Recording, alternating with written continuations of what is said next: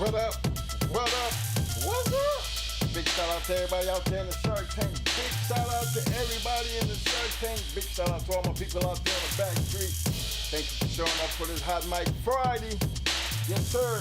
Big shout out to my man, Mr. Vito Rashad in the house. What up, fam? The one and only incomparable Mr. Eli Monster. What up, fam? My man, Double M Desbo in the house. What up, fam? Yo, my man, Letterman in the house. What up, fam? Rubber City in the house. What up, fam? Mike Brothers Kennels, I see you, fam. My man, Viking Family LG representing school country. What up, fam? Big shout out to Sir Kennels in the house. What up, fam?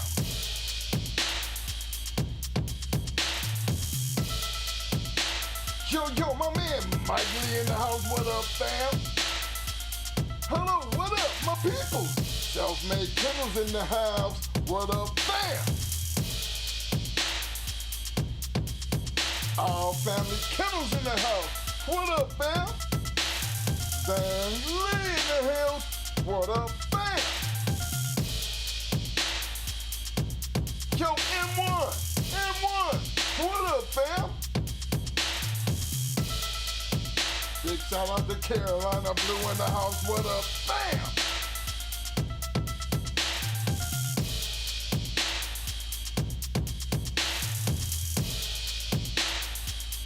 Big shout out to Concrete Vic in the house. What up, fam?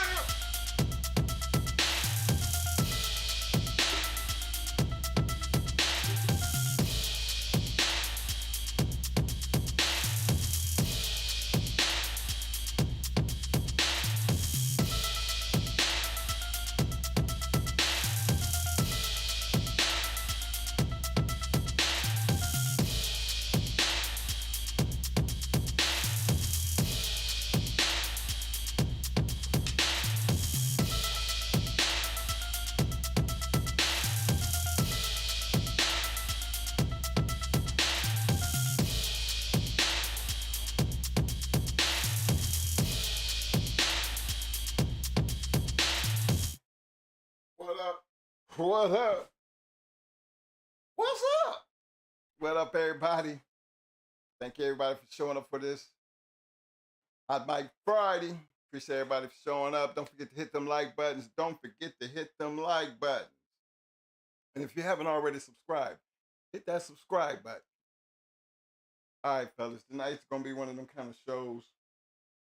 You know, we always talk about the good things and some of the other things, you know, just a lot of other things, but most people really don't be talking about, you know, the moments when you know you done fucked up.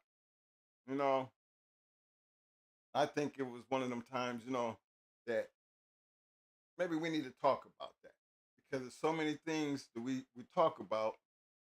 And, you know, along the way, we generally tell you about some of our, you know, some of our kind of major ones, you know, like, you know, the Roger Ramjet situation, going over the Puerto Rico situation.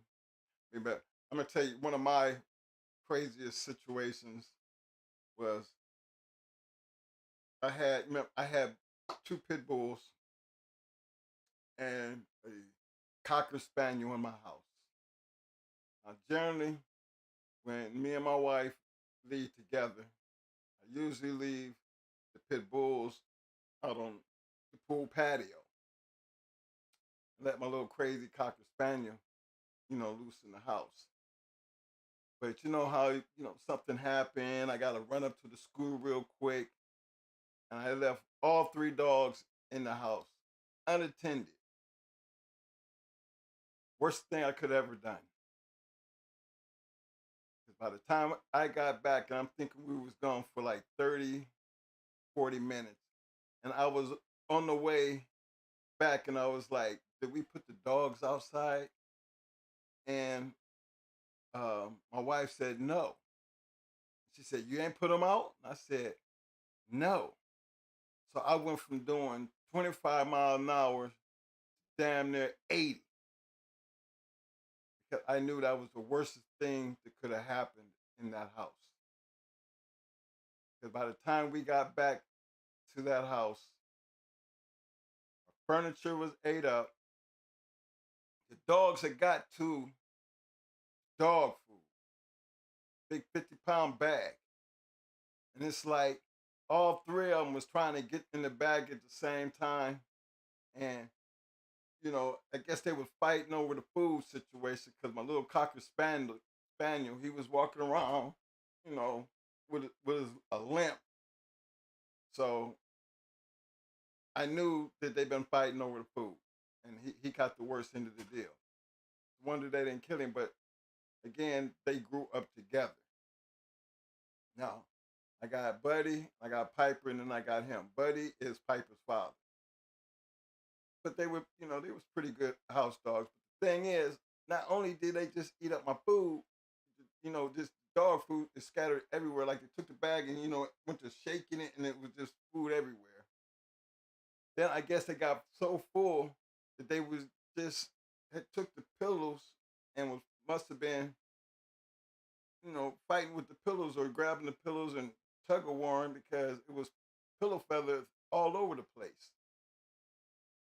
And my wife walked in the door. I kind of knew what was gonna happen, but I was kind of slow because I had just picked up my kids from school because that's the reason I had to go to the school. So I'm already on tilt dealing with that situation. And then I heard this big loud ass screech, like scream. And I was like scared to walk in the house. And that's just one of them moments. I knew on the way home that I had fucked up. I did. I just wasn't expecting to see that much damage in that short time. You know what I'm saying? So that's one of the moments that I try my best not even, even after that fact, even after that happened, I still did something even more crazy. Call myself, had some people at the house, we partying at the food and everything. So I can't put them out there on the chain with the game dogs. So I kind of locked Piper up in one of the bedrooms. Now, Buddy, I don't really have to worry about Buddy being destructive. Buddy, he was good around people. But his daughter, Piper, she was more aggressive. You couldn't really trust her with people that she didn't know. So I locked her in my bathroom. The Cocker Spaniel, we put him in his pen because he's another one. He was aggressive around people. By the time the party ended, you know, I come in the house, we come in and I go back to our back bedroom because I had the door closed. And, I walk into the bedroom and Piper's laying there on my bed. So I'm wondering, how in the hell she get out? This dog done chewed up the whole entire bathroom door.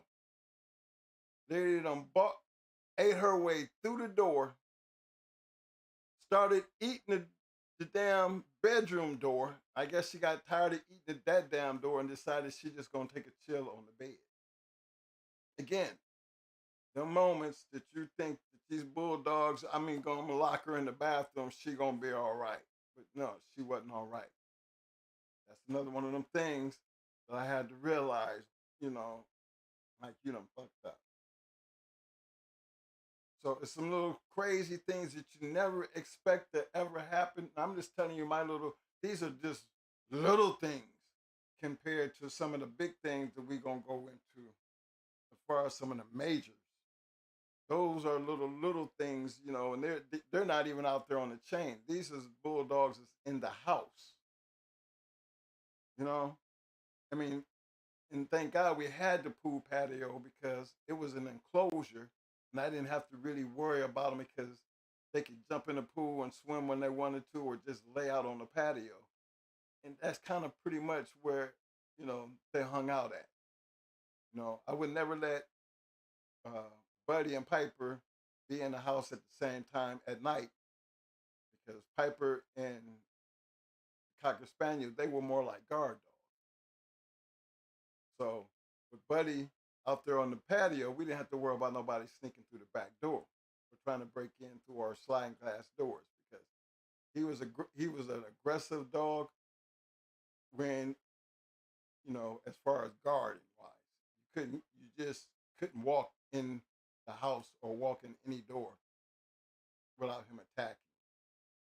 But them are the kind of simple mistakes, but they were some of the most costliest mistakes. I had to replace furniture. I had to replace two doors.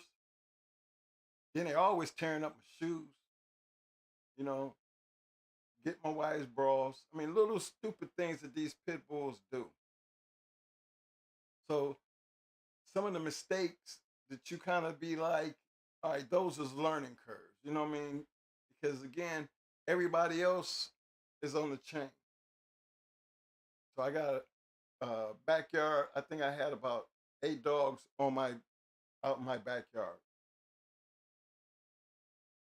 Try to keep all of them separate from each other because those dogs out there, you couldn't let Buddy and Piper out to run the yard, even though I had a big front yard. They could run out there, but then they couldn't get into the backyard where all the game dogs were. Messed around one day, pulled up, got the dogs playing out there in the yard. My wife got them out there running around. I go through the fence to go into the backyard, but I didn't actually close the fence. Before I know it, I got Buddy and Piper in the backyard. Now, it's nobody there but me and my wife. I got bulldogs scrapping now. You know what I'm saying? I got to run, find some breaking sticks, get my wife to help me get these dogs unbroke. Got to drag them all the way to the house, throw them one inside the pen, come back out, and do that whole thing back over again. By this time, the yard is on crump. Dogs, I got to do patchwork. And again, you know what that did? It made me put one of them two of those big door springs. You know how you open the gate and then the gate automatically come back and close and lock by itself. From that damage, the damage that was done in that little bit of time period made me realize that at any given time that could happen. It kind of hurt me because Piper actually had got her leg got broke. And I think she was fighting Roger Ramjet, and Piper was fighting Roger Ramjet, and Buddy was fighting Redman. So I got all that going on, and thank God the Cocker Spaniel wasn't out there because he was a terrible one. So that was a bad mistake that made me do things and change things around. Now I got to not just stitch up Buddy and fix him back up, but I got to deal with a broken leg on Piper. Other thing that I done that I regretted was, remember when I told y'all about my little Cocker Spaniel? He was a smart ass Cocker Spaniel. Now this Cocker Spaniel actually came off of one of Moe's Cocker Spaniels. He used to breed them. Really beautiful dog, but he was a very, very aggressive dog, and he got that from his father. And I remember he was around them pit bulls. Onyx used to be the older dog as they grew up. But I couldn't really let them eat around each other because the dogs, you know how they get, and they would mess him up. So I had to stop that. And then one thing about Onyx, he had one of them bad attitudes that if he couldn't get his way, he would, fight you, like, act like he was fighting you. And one day he started fighting my wife. I wasn't home. And, she had to break out the broom and bust him upside the head. And I think he ran in under the bed and she couldn't get him out. So she called me, and I go home, and I have to go up in there with my big mitt glove on, so I don't have to worry about him biting me. Reach up in there and grab it. But I was so mad at him for doing it because he had done it so much, and he was at an age to where, you know, it's time to break him of his bad habit. So what I did, I put him out on the yard on one of the dog chains. Worstest thing I could have ever done. Because I think I hurt my dog's feelings. Because he was out there barking. I had him out there 2 days.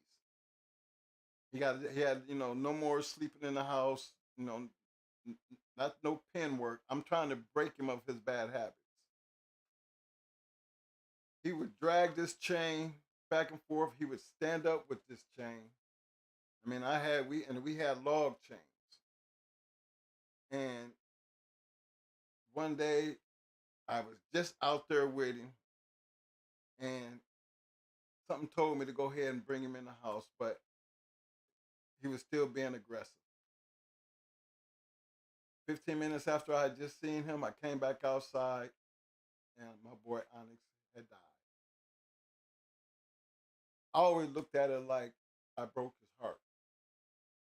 But again, with him dragging that chain and it not wearing him down to where he would calm down, I think he just overexhausted himself to the point to where, I mean, he was up in age, but that was something I did, one of them things I know I fucked up because my wife, she never let me forget that. I asked her, do you prefer the dog, damn it, biting you compared to, and she said, yeah.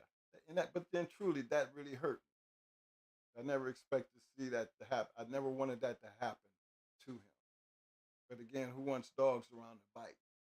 And at this point in time, I got a house full of kids. Now, kids never had a problem with the damn dog. And me myself, I always had that glove. So when he got, Onyx was managed like that.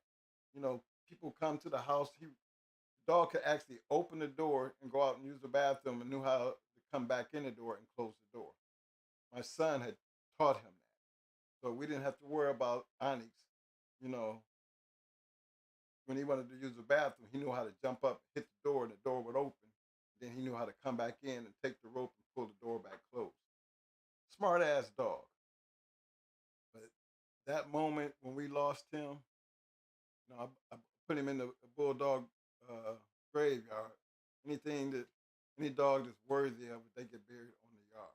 He was worthy of it. But that was something that really bothered me because I didn't want that to happen to him. I was trying to break his spirit. Yeah, the dog trainer. Yeah. Back then, pit bulls was pet bulls.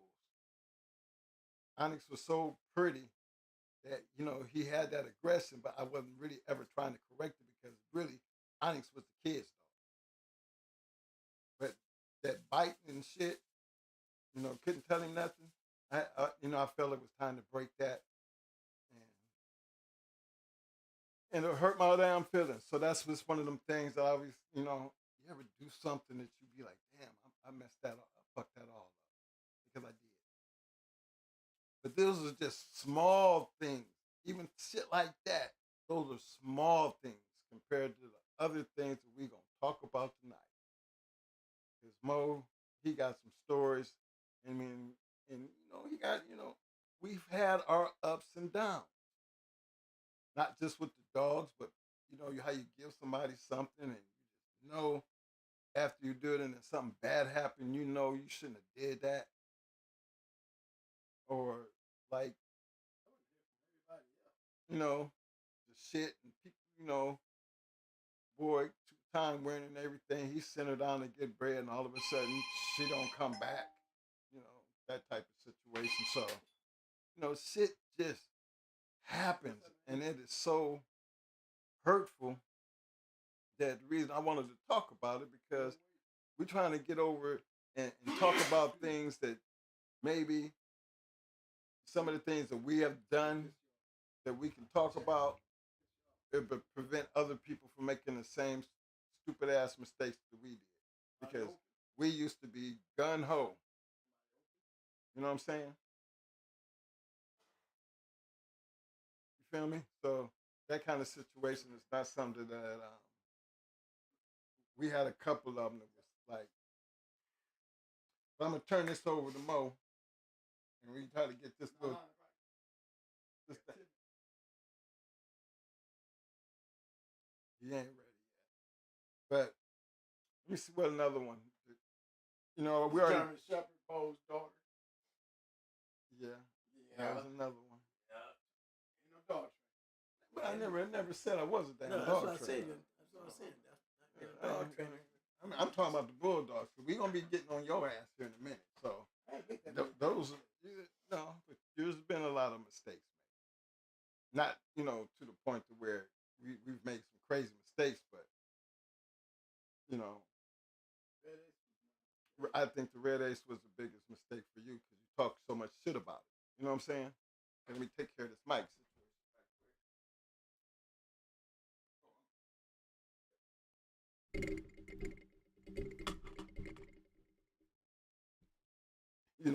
But look, I know everybody, we done had our moments out here. Kennel accidents. I mean, man, we used to have, we've had some kennel accidents. And especially when I had the yard over, Mo had the big yard, and I had the ones who hadn't really come into their feelings yet. We usually kept them over at my house. But remember, the kids is there. So I would always, the kids was responsible for cleaning up the shit and feeding dogs. But it's hard to keep an eye on the damn kids when they just get so playful with the dogs that they think they can just take the dogs off the leash, off their little chains, and have them doing the little rope pull. 'Cause I used to take a rope and put them between the dogs, and that kept them, that was my way of getting them kind of excited. But no, the kids gonna take and do what I did, but they gonna unleash the dogs. No, even though my backyard was big, the dogs forgot about the rope. And now I got 2 dogs that ain't supposed to be on. Now they on.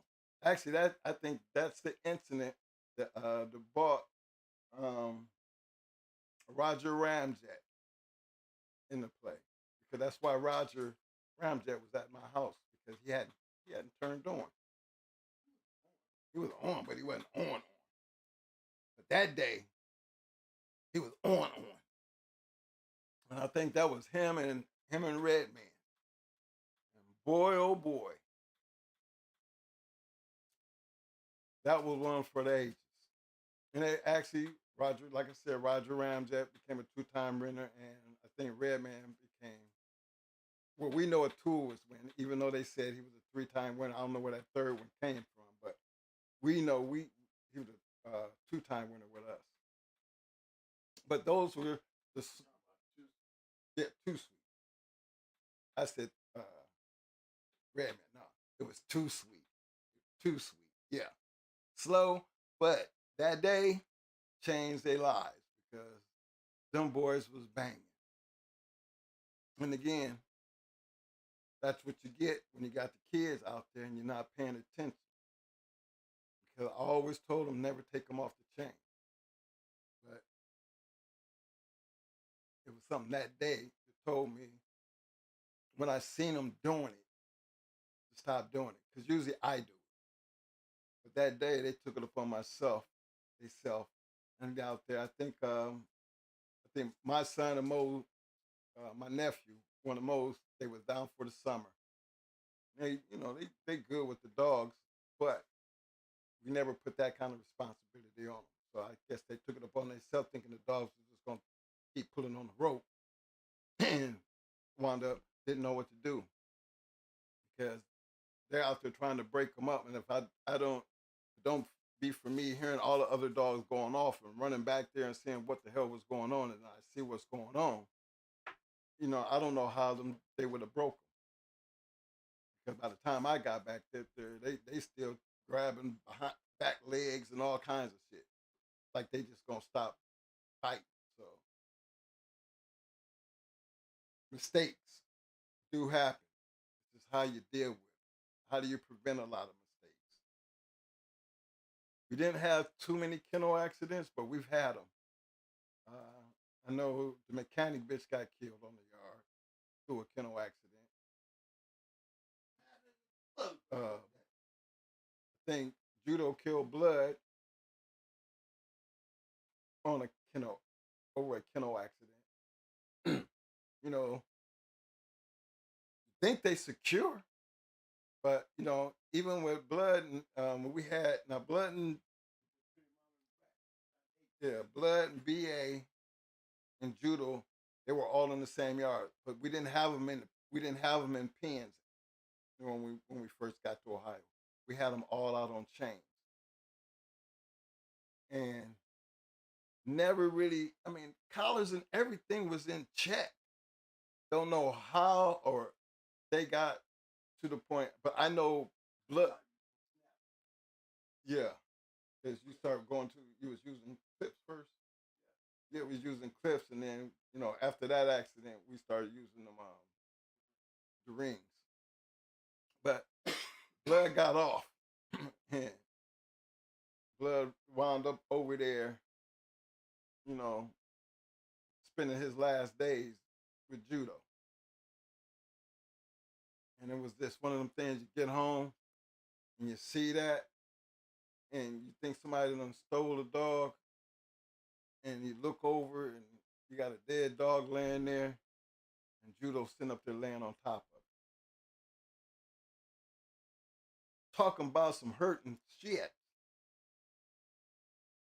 That shit hurt it. Come all this way and to see something like that happen. Yeah, you don't forget them kind of moments. But we changed up the chain game. Now that's just a yard. That was a small yard. Now, when it came down to the big yard, you know, things changed a whole lot because by this time we didn't have enough kennel act, enough to we're using bigger rings, most putting locks on collars, doing the whole setup thing. And even with all that in play, we still who killed her? Who killed that mechanic? Baby. The mechanic bitch got off and runs into Baby. We're not home. We don't hear the confusion. You know how I mean that mechanic bitch. She wasn't old as Baby, but she had potential. Can't tell you how it wound up, but we know Baby was on the chain.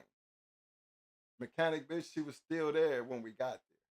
She had, Baby had finished her off. But remember, Baby was not supposed to be our match dog. Baby, that's Buck Rogers' sister. We hadn't planned on doing anything with her. So, Mo was really, truly upset to find his mechanic bitch dead, laying there. You know what I'm saying? And then Baby, she won't let him. She acting crazy because he's trying to deal with the situation, and she's just totally done lost her damn mind. We did, and then you think back on that, you be like, damn, we went through all that trouble, getting the breeding that we wanted, and then this is how it ended up. That's some hurting ass shit. Them kennel accidents, they be all, you can control that shit when you're at home.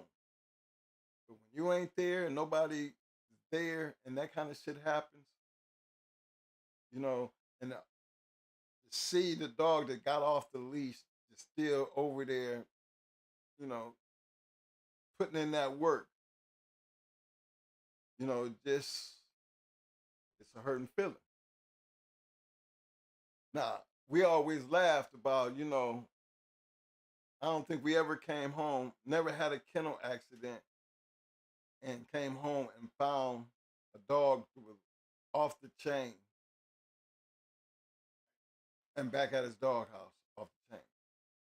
I wish we had wish that kind of shit had happened, but we never got a chance to ever see it happen.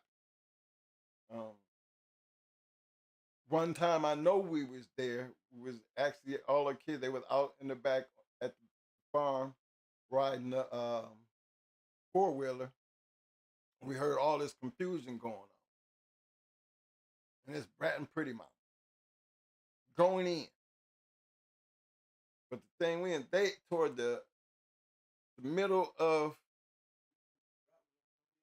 Brat was on one end. And that was Pretty Mama got off, right?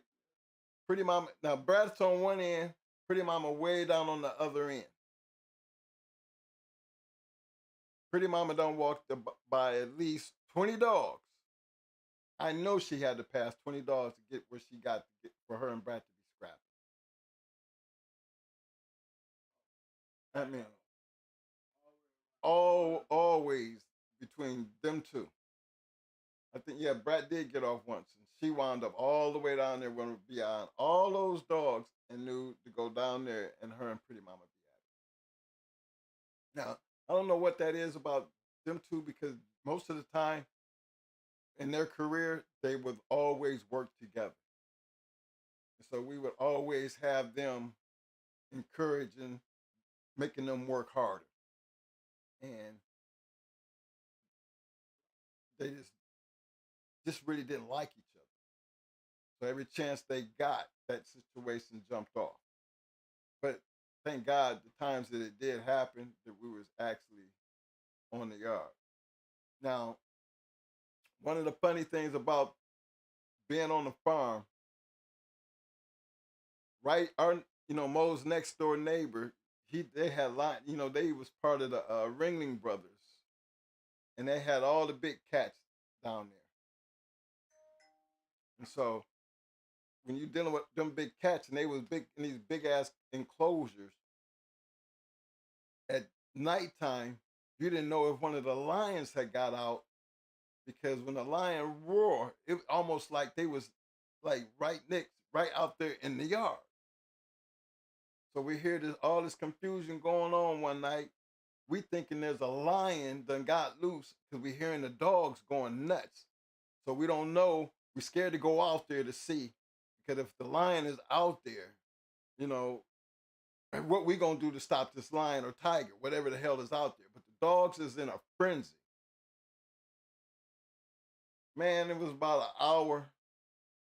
I think, it took me about an hour to get there because when Mo called me, I came with, the shit.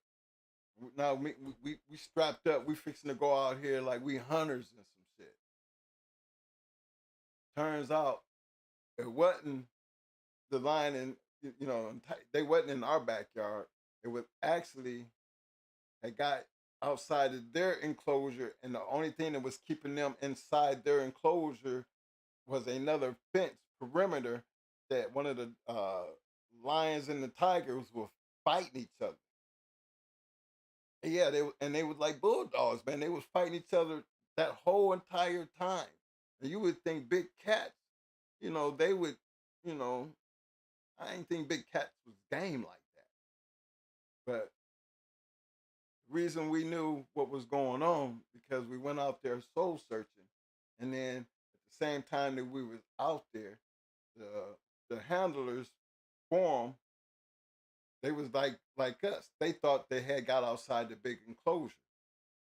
So everybody actually had met up down there where they was at, and we didn't know how he was gonna get them, break them up. So we kind of like stood around and just watched, how he was gonna let it go. And actually, all they did, they kind of let it play it out, and it was, a good bang. They had that damn them whips and that damn pistol. He ain't shooting on them, but that damn whip, they was cracking the shit out of them.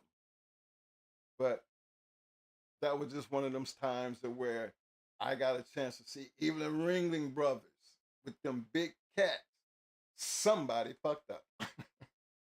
somebody fucked up. And thank God that they was in that extra enclosure because they all had they kind of like separate pens. The Tigers stayed in one. Some of them, they was dubbed up. Then they had the Black Panthers. But when they got through them pens, you kind of wonder now how did both of them get outside the enclosure where they was the only that was that safety fence. And I mean, when I say that safety fence went all the way around and it was high, but they was actually out there in that part. Remember, they could have dug up under it. I don't think they could have climbed up over the top because it was so high.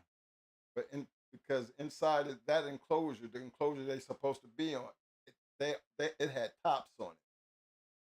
So evidently somebody didn't lock a gate or something. But man, the shit was so loud and crazy that we would thought that they was actually in the backyard out there actually eating our dogs. Because the noise that they was making had all the dogs on crump. And, they breathe, you could hear the I mean, you heard it. And scared, Mo was like, hey, bring the shit. Because he was scared to go out there because he's thinking they out there killing the dogs. But that's just one of them things that where I seen even with all that they had going on over there, somebody over there fucked up. And it was just some things where we looking at these bulldogs and just thinking, damn, these are our neighbors. We can barely keep these motherfuckers on a chain. They can barely keep these big cats in enclosures. So when you're dealing with these dogs, and that's just the maintenance part of it. The other stupid mistakes that, come along the way, they happen kind of like the day that I think it was Buck Rogers. One of them had grabbed this big ass frog that was about this big. Pyro grabbed a big ass frog, in the rain, and I think he was trying to snatch it through the fence. That was a game ass frog. That frog was scrapping. But didn't that shit make Pyro sick?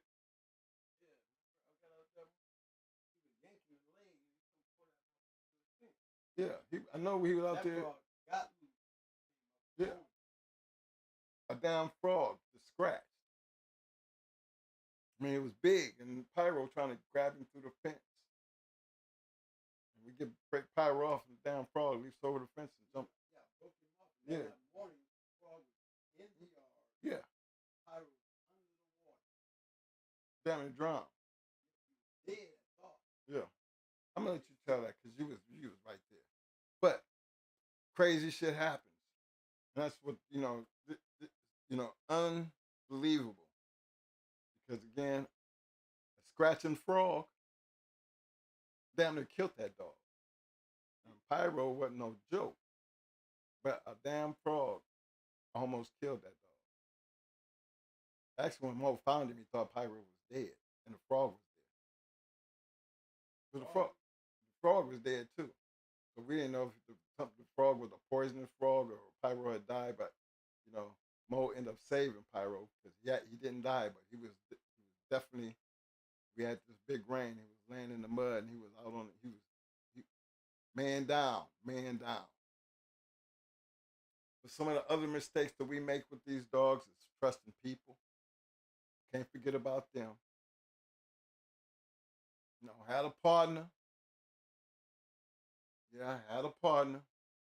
Now, in our kennel, me and Mo, we play different roles. Sometimes, Mo might like a group of people, and I don't like them. Mo is a lot more giving and friendlier with people, and I'm not. And I remember Mo putting some dogs someplace, which I thought was a bad idea, and his some of them good dogs came up missing within 24 hours of him putting them dogs there. Me personally, I always blamed it on the person who had the dogs, his partner, so-called partner at the time. And that take Mo back to that argument. So I was like, don't do it, don't do it. And because of me bothering him, 24 hours later, Mo went back just to see, and them dogs was gone. Not all of them, but his prize shit. Now, who would know within that 24 hours which dog to pick unless it had been, you know what I'm saying? That's one of the moments. Trusting people supposed to be your friend, you realize they ain't really your friend. It's hard to kind of stick it. I understand Mo's point because they were so cool that you just wouldn't think that person would do it. But for me and then what I wasn't cool like he was cool. I could never be cool, knowing what I knew, what I felt I knew. You can deny it all day. But I wasn't cool with that shit. Never got cool with that shit. From that point on, never was cool and never been cool with that person since. But like I said, that's the moments when you know shit like that happen that you done fucked up. Because you know what? You never got them, neither one of them. I think Speedy got caught up in that, didn't he? Speedy came up missing. So it's just one of the things we're gonna talk about some of the things, mistakes that we have made, even when it comes down to maintaining them, trusting them, bad decisions on keeps, because these things I know Mo, these things happen to him. He lost dog on the damn treadmill. All the bad things, some people just don't talk about. We're gonna talk about some of ours because we don't want you to think that everything was all hunky dory because everything wasn't always hunky dory. And when them times did happen, like I'm gonna speak on this one before he do. When we do Buck Rogers, and you probably heard it before, and he gave up 7 pounds. I mean Roger Ramsey.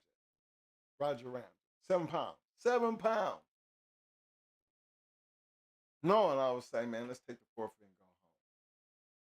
Let's just go home. Nah. We here now. Bad move. The thing was, it wasn't like Roger Ramdad did anything wrong. He damn near went an hour 30. Fighting uphill like that. Mo had to pick him up. But to me, that was one of the moments. Roger didn't die.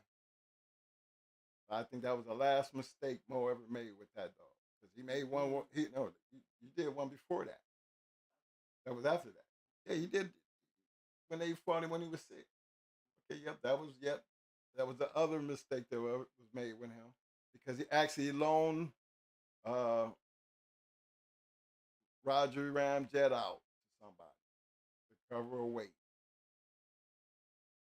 And when we went in the city, we knew Roger was sick. And Mo knew he was sick. He looked at him and said, "This dog is sick." They swearing up and down. He all right, but but you could tell the dog was sick. And they did him anyway. When Mo knew to himself he should have stopped it, took Roger and took him home.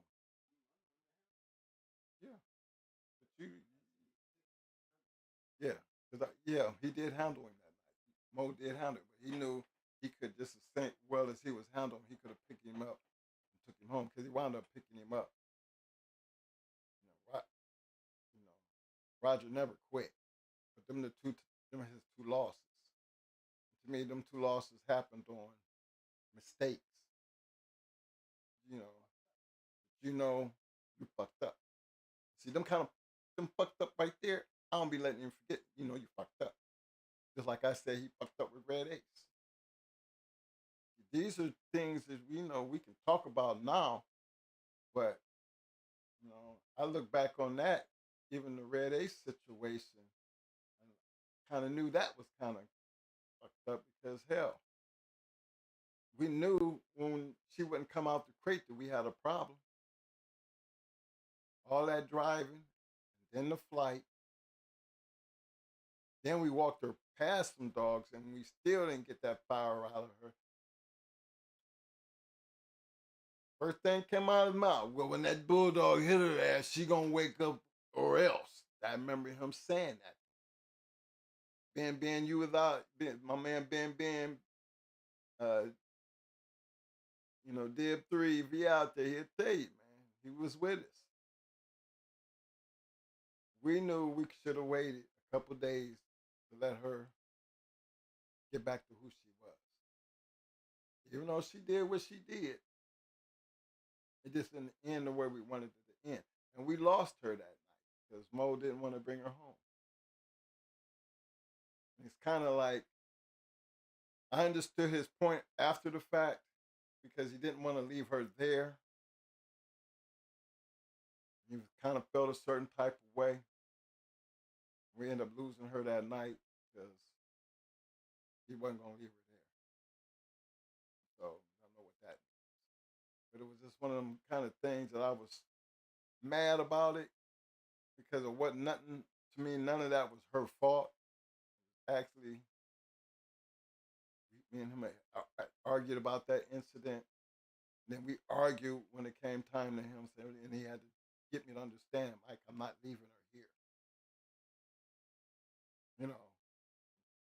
Couldn't get on a plane with her like that, and he didn't feel comfortable leaving her in nobody else's hands. So, but then that's why he became, to me, where it hurt me because it happened that way, but it made him more of. I remember he said, "You know what, Ben, I had to do that. Everything from now on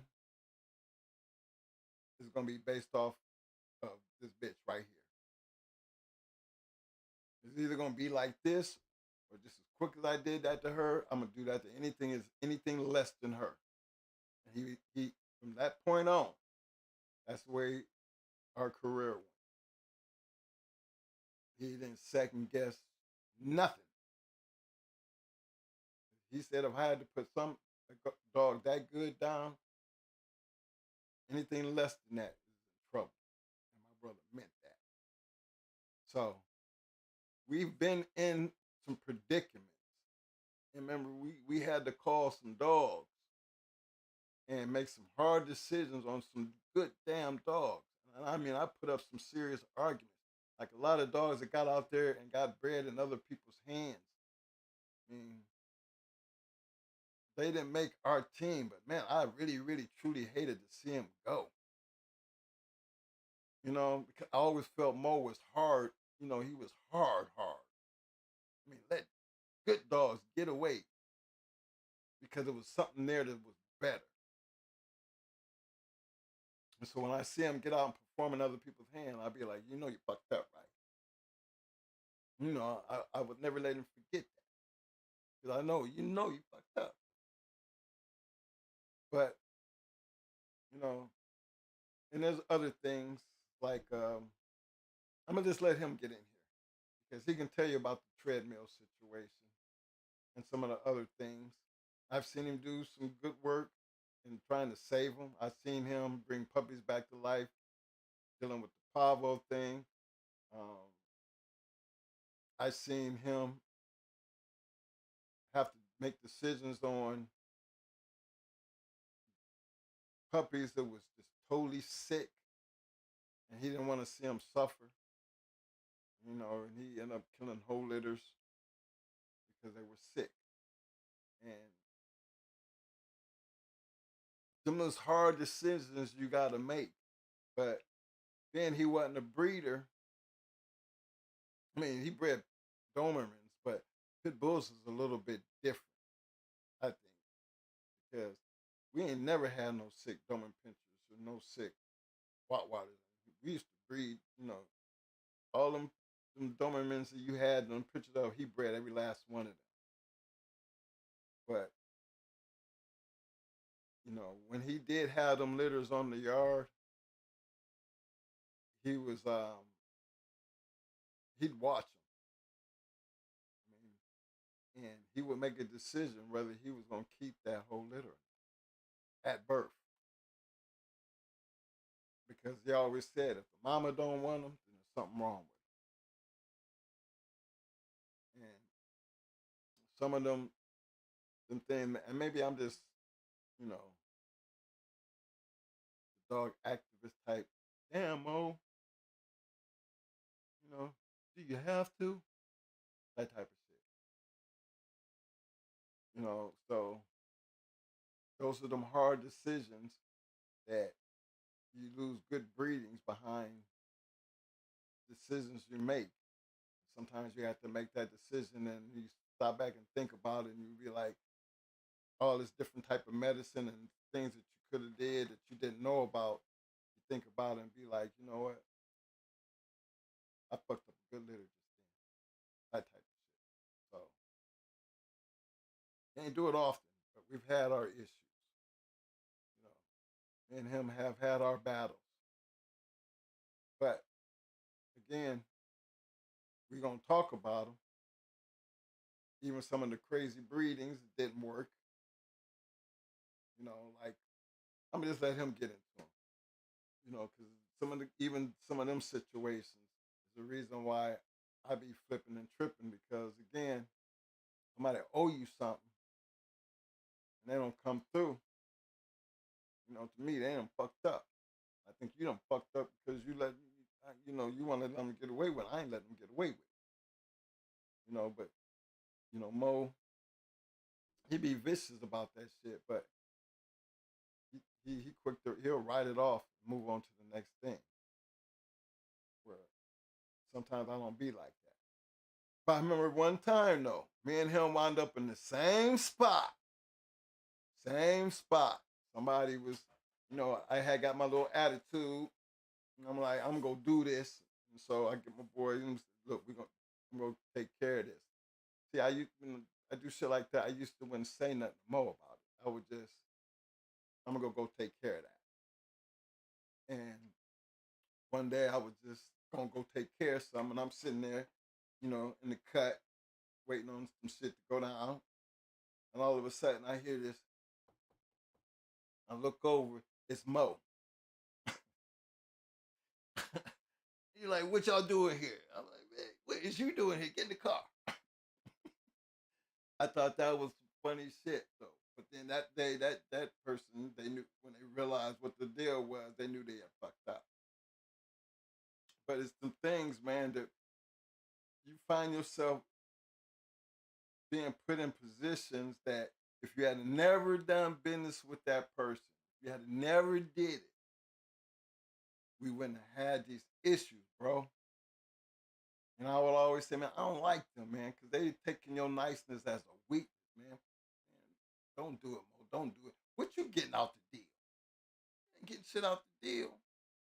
They ain't giving you what you deserve. They supposed to be giving, you're supposed to get your pick. They out here doing all kind of crazy shit and they're going to argue with you. That right there used to be like, ugh, to me. Because Mo, he make them deals though, but he true to his word. And when you ain't true to your word, I don't feel like he should ever have to argue about that shit. But to me, I'll be like, see, you fucked up. See, they say they're your friend, but they ain't really your friends. You know,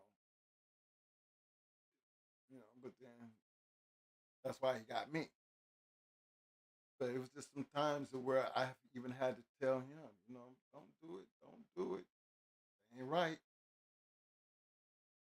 And that's why I would never let anybody deal with his yard, come on the yard, even when he got into the trouble that he got into, and I had to move all them dogs around.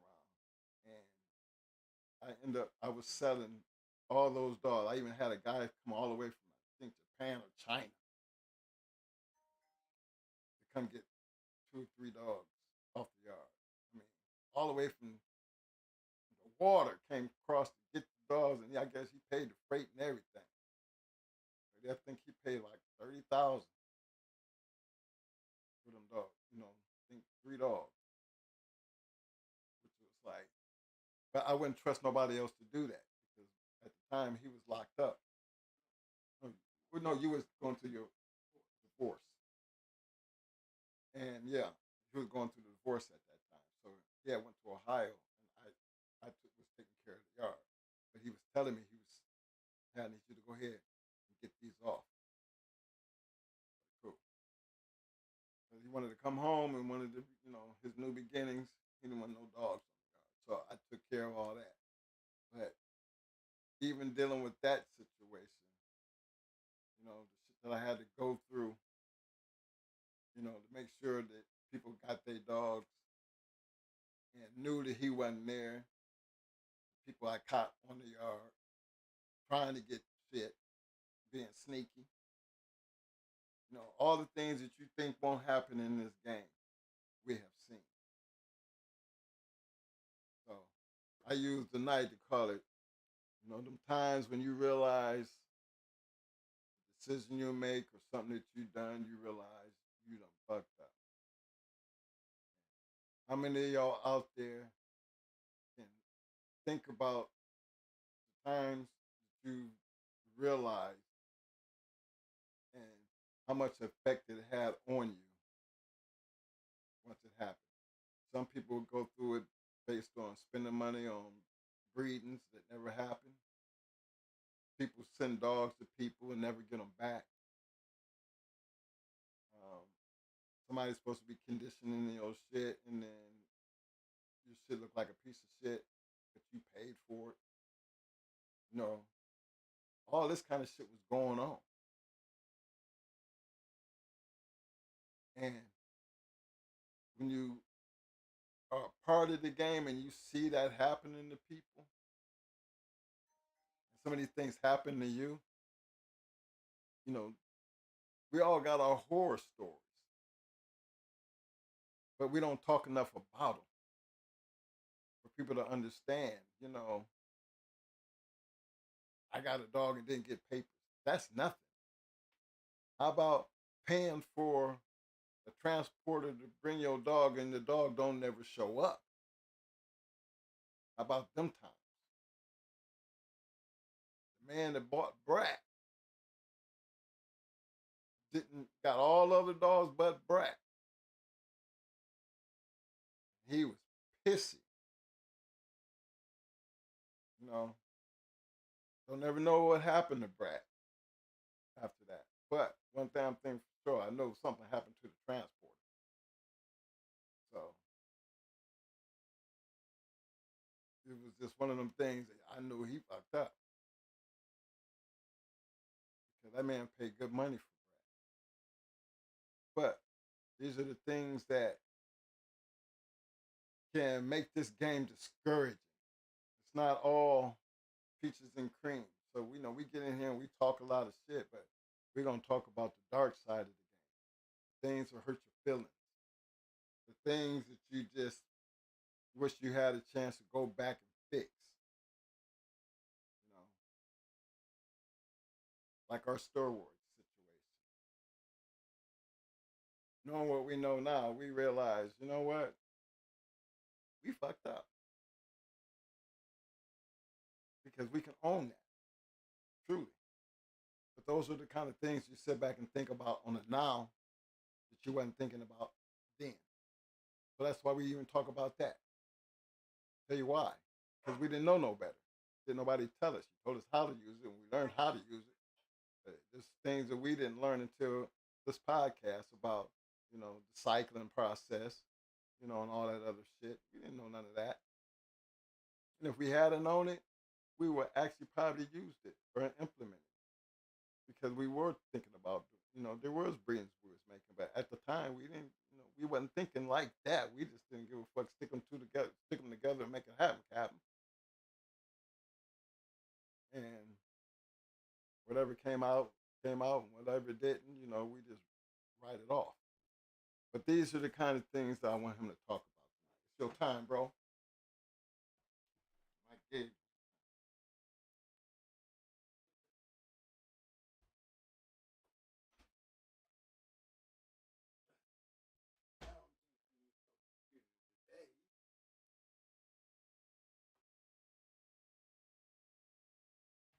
What up?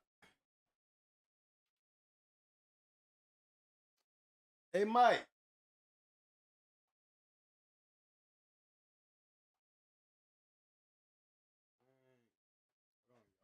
I'm gonna see if I can put. I gotta hook up my shit.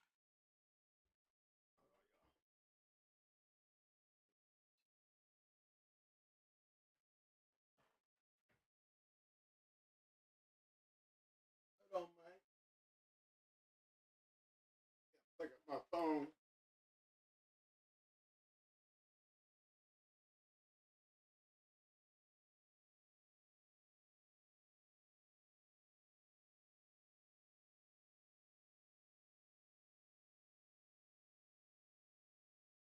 Be right with y'all. Hold on. Hey, Mike. Go look outside and see if I drop that phone cord. I'm trying to see. I'm trying to see the chat.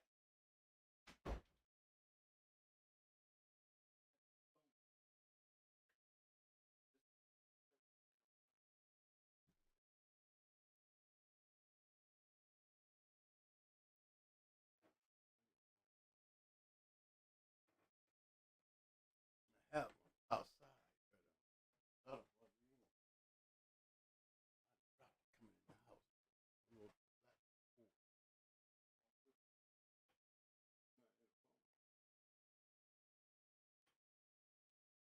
All right, y'all. Why he go hook up this phone so I can go in this chat room and I want to hear some of y'all horror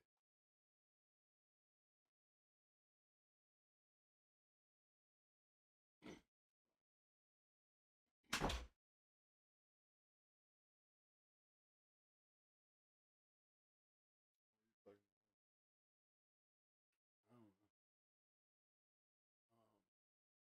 That work right there?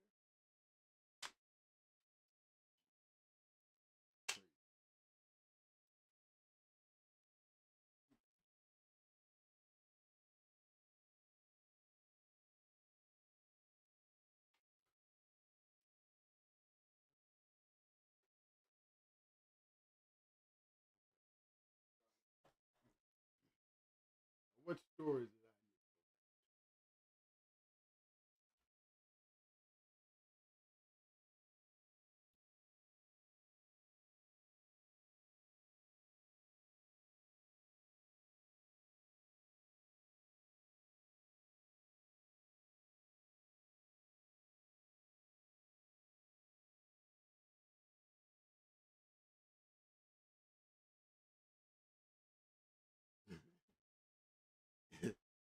Eli Monster said he had a dog eat through a door, then tear apart a carrying kennel, and mate with a dog in 15 minutes. Well, I hope the female didn't get pregnant, and if she did, I hope it was worth the breed. Mm-mm. He said, and once I can't hear a damn, can't hear a damn. Gotta watch replay.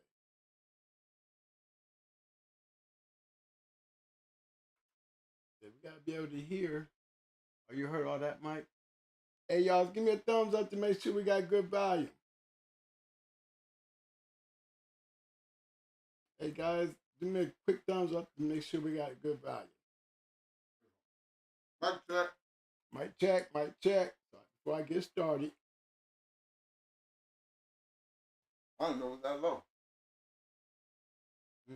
told people that a bitch that would always bring out one pup and drop it in front of me. Of course, we tried to save it, but it died after 2 weeks because she knew something was wrong.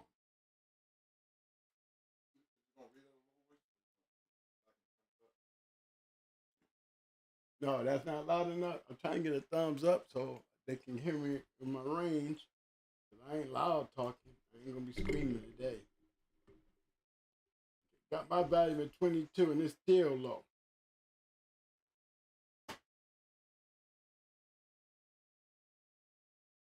Johnny boy, tell me how that sound now, baby. I got some thumbs up. I got some thumbs up. They say pump it up. Pump it up. As long as I don't scream, just make sure y'all can hear me. I hear you, Double. Let me know if I'm coming at you right, Double. I want to make sure y'all can hear me. He pumped it up. He said he pumped it up. Johnny boy. He said, "Oh, move the mic closer." The mic is like right there, guys. The mic is right there. Double in. The mic. You see, there go the mic, man. Okay. So we got to get some volume. Johnny boy said that's better. Okay. I hope everybody is good tonight. Thanks for coming out. Johnny boy said that's better. I got Bull City say it's thumbs up. So I guess y'all can hear me. Okay. Now I'm gonna be trying to keep up with y'all. If y'all got something to say, I don't know if the phone number is down there or I try to keep up with the chats on some of y'all. I done fucked up moments and shit. I got a couple with lessons behind them, though. Lessons. I learned lessons behind some of my mistakes. I don't think it had anything to do with somebody telling me something I wasn't listening. Sometimes it come up after your ass, and it's just meant for you to have the experience to learn a lesson. Because one of the situations, I had a dog, it wasn't my dog, and I was conditioning.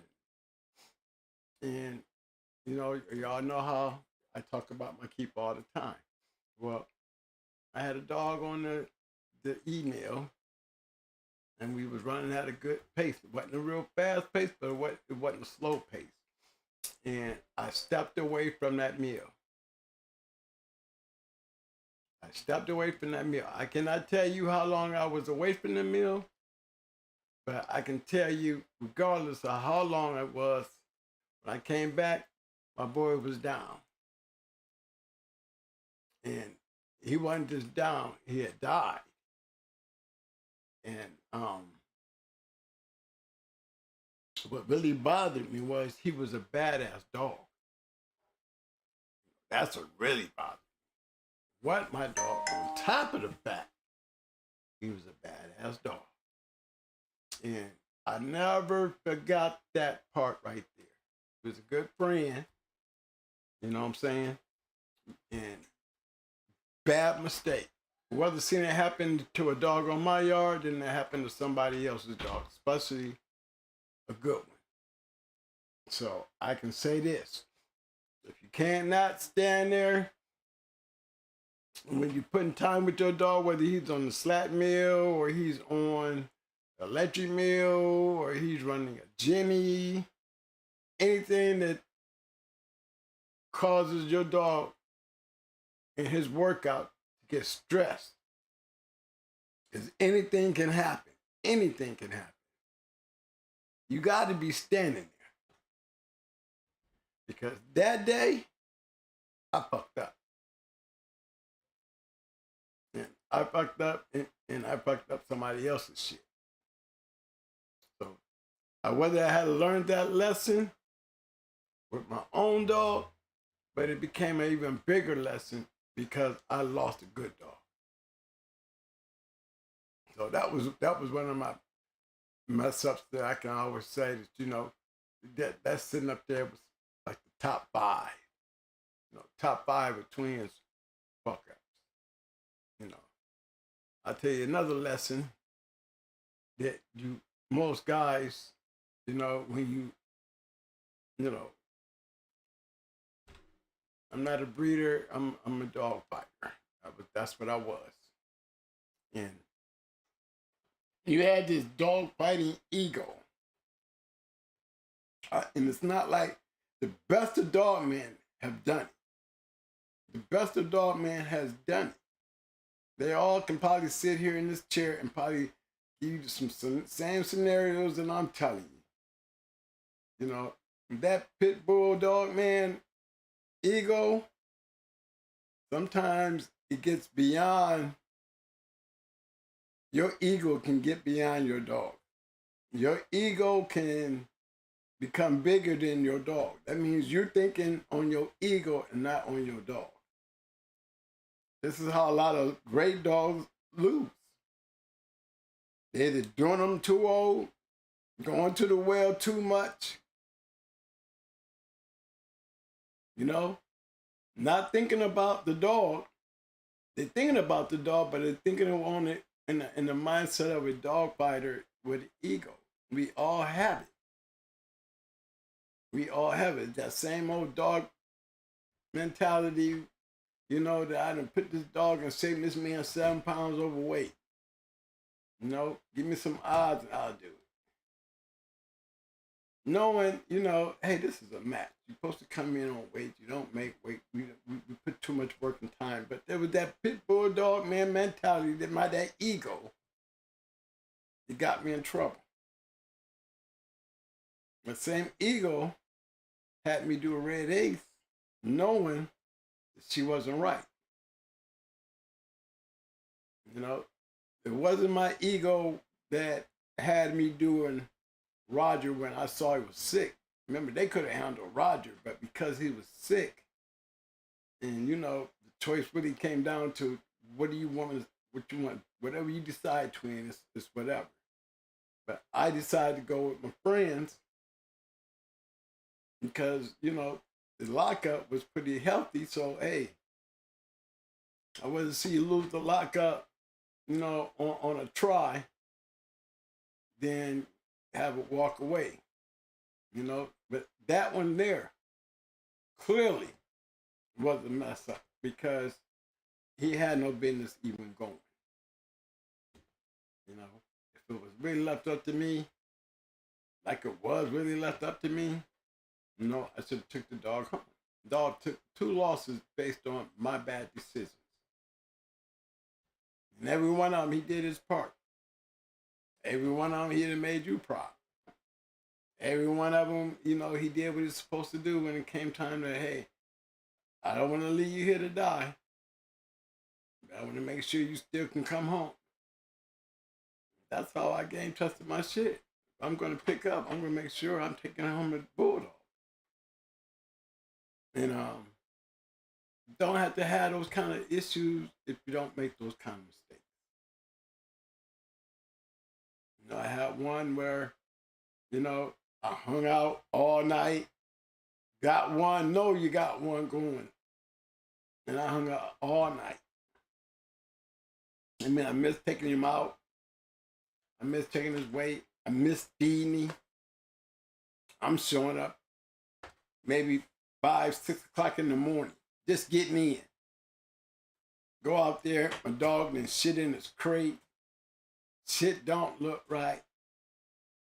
You know what I'm saying? Look like, he looks pissy because he didn't pee and shit in his cage, and he is just pissy about that shit. And then when I take him out, I haven't fed him. Throw him on the scale, and he's light. Early in the morning, the day of. Why I just didn't throw my hands up because we're supposed to be back by 12, and we ended up coming back at 6. I should have threw my hands up right then and said, I ain't doing it. I ain't doing it. Because remember that old ego. All of them have it. That's why great dogs lose. You wouldn't believe how many grand champions became champions because based on their owners. Not on the dog, but their owners. going to the well or making those bulldog, egoistic thinking about the dog, but not thinking of your dog. You know what I'm saying? Asking too much for your dog. Knowing your dog. So you know you fucking up. But you're going to take that chance anyway. Knowing you've been fucked up. So fuck it. Let's do it. You know, them, I have, I'm telling you guys, if you was in the game back then, I know there's many of those stories. Because it's something about competition that it puts an egoistic thought in your mind that it just don't stay in the yard. When you sitting up there grading and taking care of dogs and you got to rake up shit for every day and feed. That shit will carry you out there into the damn game and it's just, sometimes you can go point at that dog knowing he did all he could for you, but you got all these other dogs, but you got to go pick this one, knowing he did all he can do. You go to the well too much. You sell the dog, great dog, you sell them. You know, a person gets the dog. You think they done bought the dog to retire the stud, and the first thing they do is take and hook the dog. Poor champion. It was already for a time when we would have been all 5 times. But the man that had him before you didn't do it. Why would you buy the dog to do it? Just so you can have your name on something? That egoistic both frame of mind. You're thinking about the dog, but you're thinking with the dog, about the dog with your egotistic way of thinking. You're not thinking of the dog. The dog lost. Had to pick him up. I seen the grand champion, got bought. I done seen 3 grand champions get beat. I done seen 3 grand champions lose matches when they were beyond their prime. Why did you even bring them out if they were beyond their prime? What was it you had to go to the well again? All this other shit, you just got to go to the well. I know a dog that, and then you look at it, y'all, look at it now. As I'm telling y'all this, y'all see that these are fuck ups. Clearly. But they happen so easily. It's like, you know better, but you do it. You take the gamble. That's what it is. You take the gamble. And you lose every time. It wouldn't even be a fuck up if you won, would it? You would be like this. I fucked up. I'm just lucky tonight. You see what I'm saying? That's what you're going to be saying. If you're being honest, you shouldn't have been doing it anyway. But you was lucky. Still don't change the fact you fucked up. It just worked out for you. You know what I'm saying? I'm talking about the game part of it, The game part of it. You go somewhere and you got to pick a referee. You know what I'm saying? And you see the situation and you turn around and you pick a referee that as we stand around and you get to meet people and when you see this one person and you see certain things and you agree to let that person be a referee in their own backyard now. In their own backyard. And you agree, knowing, they've been hanging together since we've been here. Hey, they got us here. Got to be some good dog, man. And it wasn't like they did anything wrong. It's a bad look when you see the referee looking just as sad as the handler when he loses. I look at the referee, he looking sad in the face. Now, I ain't too happy about that shit. Well, I'm looking at a referee who's looking like, his interest was in the losing dog. You can look in their face and tell if he's here in a neutral basis or is he here, on the fence. And if he's on the fence, I have to be careful because they looking for a way out. And as soon as I see that look in their face, that's when I be extra careful. Because, number one, I seen the situation long before it got in front of me. You see what I'm saying? I seen the situation long before it got in front of me. Problem was, I agreed to it, knowing when I did that, I knew I fucked up. Did the referee do anything wrong in the end? He counted the slowest 10 count you ever want to see in the history of counting out a dog. I mean, took time out to argue with the people in the crowd why he count. Damn, it took a minute to count 10. And I ain't lying. I mean, you get to arguing, people couldn't cut the count off, and he over here arguing in the crowd. Knew it, but I knew it. I wouldn't give a damn. They kicked that dog. He wasn't coming. He ain't got nothing to come with. So Buck Rogers took every piece of thing he had left. And you knew it was something wrong when the referee was looking sad at the man handling the dog. I mean, they was both looking sick, and I'm in the pit with both of them. I knew then. I done fucked up here. They gonna try anything. You can just see. They ain't looking good. They left their shit there, and they was looking for anything that I would do to foul me out. Foul me out. They wanted to foul me out that bad. They just left their shit and just was looking for the way out. So I stood where they stood. I was getting rather scared because Buck Rogers was hitting him in places where, this dog was screaming. I mean, screaming. And I'm looking for the referee, going over here and sneak me a handle, and it ain't even on me to go. It's on him to go. I'm scared to get mine. I don't mind all this him smashing, but all that screaming, we getting nervous. I think everybody was in there getting nervous because they wouldn't pick him up. He was a good dog. But they just left him there. And then it was on me. I wasn't in no hurry to go over there and touch him if they was trying to foul me out. But when I did decide to go over there, because everybody was like, the dude don't want to pick the shit up. I guess, everybody's getting restless. They tired of seeing this smash down. So I go over there and give me a handle. But the way I got it, I could have been done that. But because of the referee and the dude, the handler, I was scared to do it.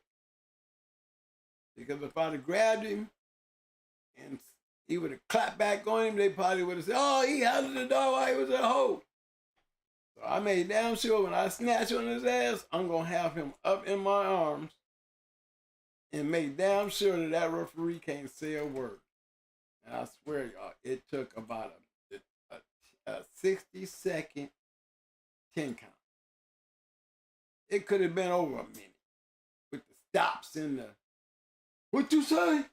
I know what I'm doing. The whole time, he's supposed to be counting this dog out. Dog ain't going nowhere. He can't go nowhere. Everything's flat. Poor dog. But he just really believed that my man could have got the dog to stay on his feet. He would have came across. But my man, when he let him go, the dog didn't have nothing to stand on to do that. So I don't know why the guy took so long counting, because it was obvious to everybody the dog was not unable to complete the scratch. So I guess he was just angry. But that was one of them nights that I always said, be wise on how you pick your referee. I'm gonna be a guest and let me pick the referee. Not bring me a referee and say he's cool, he's all right, yeah, okay. No, I'll pick me one. Always pick one. If you the guest, pick your own ref. And if you got somebody that came with you, you have every right to pick your ref. Because you don't know nobody else, and if there's not no recognized person there that you can feel that's gonna give you a fair shake, and you tell them you'll use somebody who's there with them. You know what I'm saying? And they can't argue about it because we in your house. You know what I'm saying? If I use somebody in your house and we have to argue about it, we arguing about something in your house. So agree to our people like we can agree to your people. I tell you, my people is fair. It's an impartial thing when you're in there. And the trick that I used to do is say, look, when I referee, I don't call no fouls. I acknowledge fouls. So y'all gonna argue fouls. Once I acknowledge it, then it's on y'all to argue. If it's something that happened in the midst of a foul, like things that I've seen before, and I know you didn't fuck up. You call the foul, then you still release your dog. Because the foul was the fact that the man let his dog go first. And it was on you to go. You know what I'm saying? That's what happened. Dude released the dog. And the dude called foul. Referee didn't tell the dude, he didn't say nothing about releasing the dog. He just let his dog go. The man called the foul, but here was the problem. Before the dog got over there and hit his dog, because that's where the acknowledgement would have been, scratching out of turn. What happened was, when the dude let his dog go, dude called foul, referee said, acknowledge, dude let his dog go. The one that was holding the dog to call the foul, let his dog go, and his dog went and hit the dog. Now all of a sudden, the shit done changed. No, hold on. Now there's a big argument because they think the fight is over. But the fight can't be over because the very man that called the foul, the only foul that was that was broken was when he let his dog go out of turn. And the referee did not say release the dog. So when the dude called the foul, if he had just picked his dog up and left it like that, you know what I'm saying? The foul couldn't have been completed until he hit the dog. He had to complete the scratch to be scratching out of turn. Even if he let his dog go, let the dog go on over there and hit him. Call the foul. Scratch out of turn. Over. But you can't call it and then scratch your dog because you just completed your scratch. Match ain't over, bro. Referee stopped it right then. He didn't stop the match. What he did stop was you notified the foul when you released your dog. You completed your scratch. Your scratch was on you. You ain't scratch out of turn if he didn't hit you. I know I didn't say release the dog, but I didn't tell you to release the dog either. You see what I'm saying? I didn't tell you to release your dog. When you release your dog, shit, that was your scratch to go. You just completed your scratch. So it's like you notified the foul. And that's what happened. It was a big ass blah. It was a big ass shit, but let's go by the rules. Somebody fucked up. And he lost. Yeah, the dude that called the foul ended up losing. Had it won. But couldn't, if you don't understand the rules, don't get in there. Because you had it won, it wouldn't have been no problem for him to scratch his dog, let his dog go, and his dog go over there and hit you. No, as soon as he let his dog go, you call foul. As soon as he let his dog go, you call foul. Referee got out of his mouth, acknowledge. You scratch out a turn, and next thing you know it, dude is letting his dog go. Now you mad. It's not over. It took about a 5-minute break to argue about the situation, but hey, referee need that bag back, bro. You trying to take the bag from the referee. You can't do that. Because it ain't your fault. It's not a foul.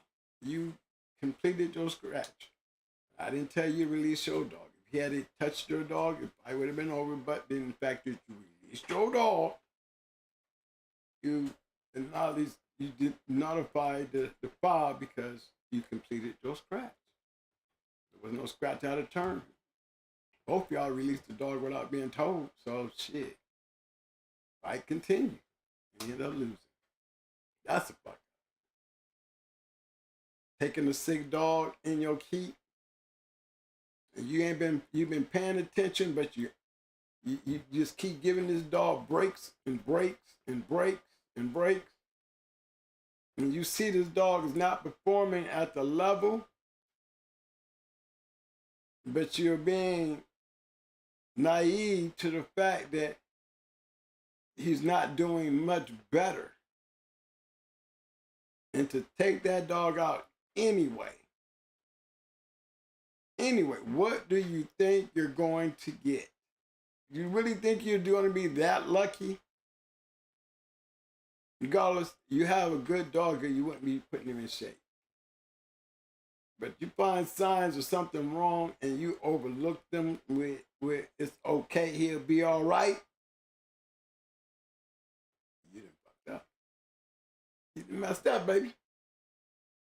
And every time you do it, I can guarantee you 10, do it 10 times, stupid thinking like that, and I guarantee you, you will lose 8 of those. You get lucky with 2 of them. I'm telling you, you can go 10 for 10 real easy. If you're taking dogs out there and matching them and don't know when your dog is not right yet, you push the dog on through. And you accept what he will give you and not what he's supposed to give. I hear you. Yeah. Mike, you're gonna do the disclaimer. Somebody throw that disclaimer up there. Make sure we back there in my time while we discussing these things. You know what I'm saying? I guess certain money gonna read it off. Make sure we playing by the rules. I know I didn't call in the bus today. You know, I thought that we all caught Uber. We got an Uber out here. There's not many of us hanging out. No, I got that back street loaded though. This channel in no way, shape, or form condones, support, nor participates in any legal, state, or local or federal laws that violate the Animal Welfare Act of 1979. This channel is strictly for the historical, fictional, educational, and entertainment purposes only. Thank you.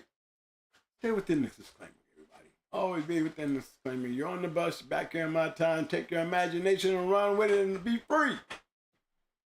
It's all fictional anyway. We don't know when, where, how it happened. Okay? But yeah, those are, I'm bringing up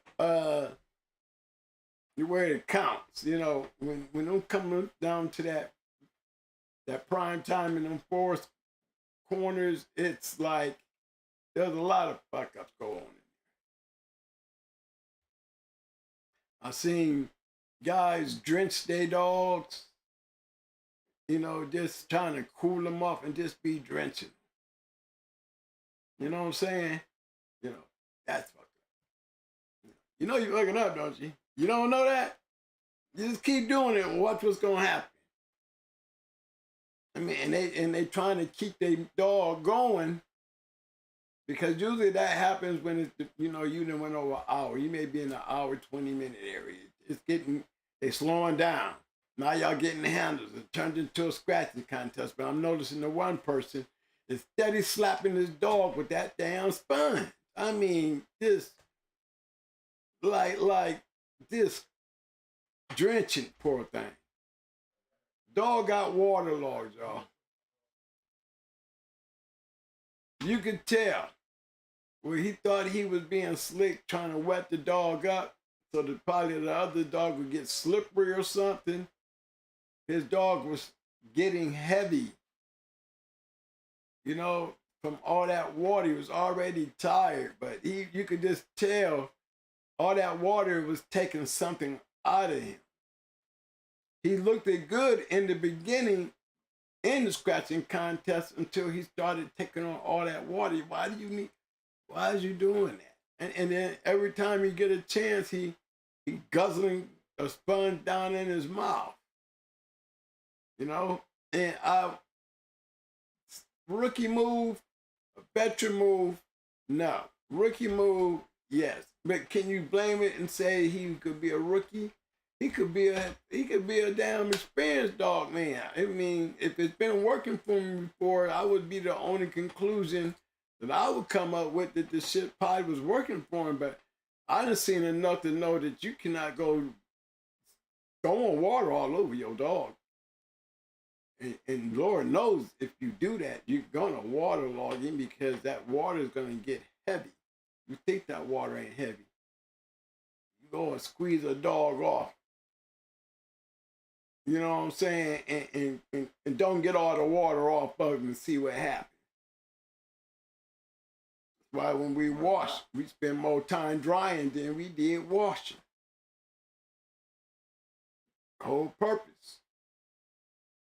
Gotta have a nice thick towel so we can make sure everybody dry. Mm-hmm.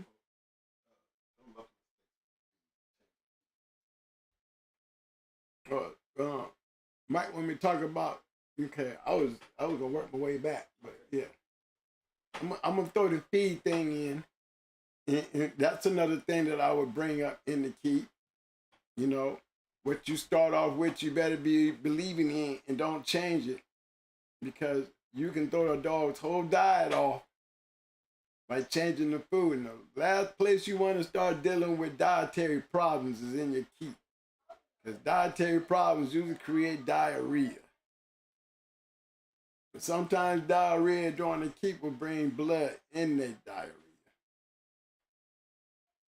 You know, if the body is being tuned and to change something, you then alter something that was already running smooth. And just make sure that most of the time when it happens at the end of the keep. You know, most of the time I see it happen in the younger guys back then was the week of. The week of. Somebody said, hey, just do this, do that. Because, you know, they had that fall off. You know? And they trying to put some weight on because they're dropping pretty fast. So they're going to take some advice. You know, the first thing come out is, you know, you fucked up. Because you're going to go through the same old phase that any other dog goes through when you change their diet. And what worse a time to have a diet change with diarrhea and you drying out and you losing weight. Got us a bad week to be the week before. The week of. Because usually that's when it happened with young dog man who's you know, has to go through those I messed up mistake moments. You know, it happened to me when I stayed out all night. You know? Didn't have this shit to mix and make up. To make it right. Because I didn't pack enough. Everything go on time. Everything works as a normal thing. But things didn't work on time. Things weren't on the normal. So now I'm trying to pack something that he weren't packed with before. So time to go. I ain't on the road 5 minutes and he throwing up. And then what he threw up was the bullshit I fed him early that morning on top of the fact. Right then I said, look, we need to get this shit out of there before he eat it, because there's a lot of shit in there. His shit didn't even digest. Can't dump that. Get that out of there before he eat it. They taking too long to pull over. Next thing you know, it's gone by the time we do pull over. I'm right then, I'm saying, okay, y'all, we can pay the forfeit on this one. No, nobody, it's gonna be all right. It ain't nothing right now. All night, shitting and pissing in his cage. He's mad. He's not really being cooperative and energetic. You know, weight down. Shit didn't look right. You know, I got to change up and add some new shit to his shit because I didn't bring enough to give him the shit that he usually got. You know, again. You know, when I said, we need to pay the forfeit, you know what I'm saying? I'm going to tell you where I messed up. Again, I could have put my foot down and said, no, pay the forfeit. You know what I mean? That's all I had to do. But I didn't. I said, oh, well, everybody think they know what they're talking about. You know what I mean? Let's do it. But see, it was my shit on the line. I did that work. You know, and 25 minutes in, he hit a wall. I mean, when he hit that wall, he never recovered from that. It was like a knockout punch. Everything was wrong. He was doing great. Should have won. But because he shouldn't have been there from the giddy up, you know what I'm saying? When he hit that wall, that's that time you look, you know you fucked up. You know why he's like that. Because you know when you know it's something wrong, when you tell your people, hey, this dog is gonna run hot. Oh, he gonna be all right? No, man. No way gonna be all right. Because this dog gonna run hot. He got shit on his stomach. There's no way that shit's gonna digest. He didn't eat right. Everything is off. Everything is off. You know? Shit happened. So those are this, that's the 4 squares. Now let's go back a little further back into the testing time. When you want to check your shit. I always say take the 2 best and put them on each other. Because one of them may be better than the other. Or they both may work out to the point where you see, because this is what you're going to run into when you compete. So you might as well take the best and put them on the best. So you can get a true look. You're going to see 2 bad ones or you're going to see one better than the other. Either way, I try to do things for free before it start having to cost me. So that's how I used to do it. The best is always going to be the best because you never know what the next man brings. So I'm going to always make sure I got a bad, the ones that make it through the camp, make it on the team, they ain't nothing to play with. You know what I'm saying? But here's some of the mistakes you can make doing that. You take your dog out and you're supposed to be schooling. So happy as, when they release him and he don't really start up, but as soon as they pop it back, bam, he on. Why do I come back down through here? And why is this young dog still inside here? His first time out at 45. He's learning a lot. He's learning a lot. But guess what happened at 45? He's a little winded. He's not used to that. Now he's making curve moves. He's resorting back to the way he was when he first walked in, and when they released the dogs, he stood there. Was it Kurt? No, he was a hell of a fighter once he turned on. But you didn't give him a chance to turn on. You turned him on and then turned him right off because that turning was caused by he was down there too long. He wasn't conditioned for that kind of time, so why testing his games? Because you just taught him a bad move. Bad move, his confidence has been worked on, has been tested. See, I always say never let your dog lose. That's when you're guard training dogs and you doing aggravation work, you always let the dog win. You just make it harder for him to win.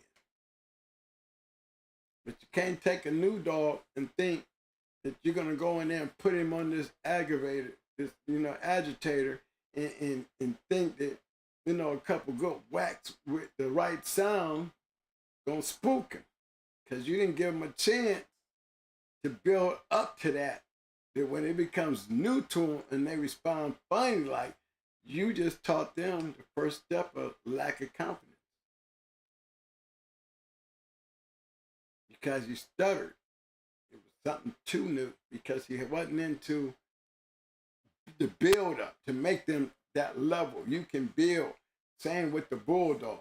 Remember how Brat and Mama used to always, all the other dogs, I'm gonna find this happen. Because that was how I conditioned them.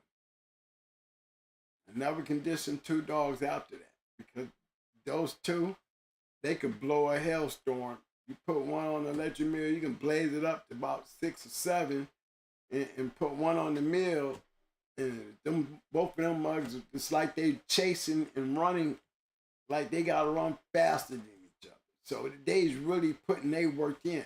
That's why Brat could finish your ass quick, and that's why Mama could hang around and goof off and at the hour mark kick in and show you a 30-minute barnstorm, maybe 26 at the most, but it's her transformation. And when she kicked in from the conditioning of just working out with Brat, everything was fast.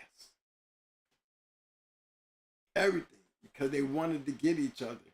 They couldn't, look, I get somebody to help me walk sometime, to walk them out, because I usually have to cage Mama, because she's a little bit more calm than Brat, and take Brat out and cool her off, and then put Brat up. Then go get Mama. Every once in a while, I get me somebody to walk with me, one of the guys out there, when the guys come by, we're walking together. These dogs couldn't even walk together. We had to walk one on one side of the street, other on the other side of the street, and they looking at each other, and I mean, they just digging. The one can't get ahead of the other. They just, I mean, we ain't got running shoes on. And they would give you a workout.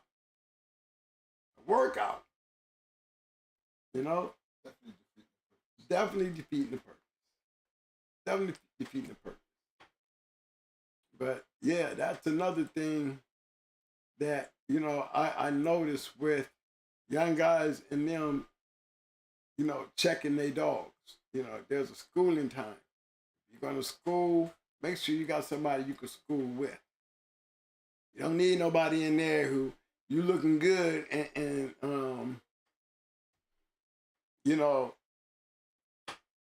they mad, get your shit. But if they looking good, they'll be there all night trying to stop your shit.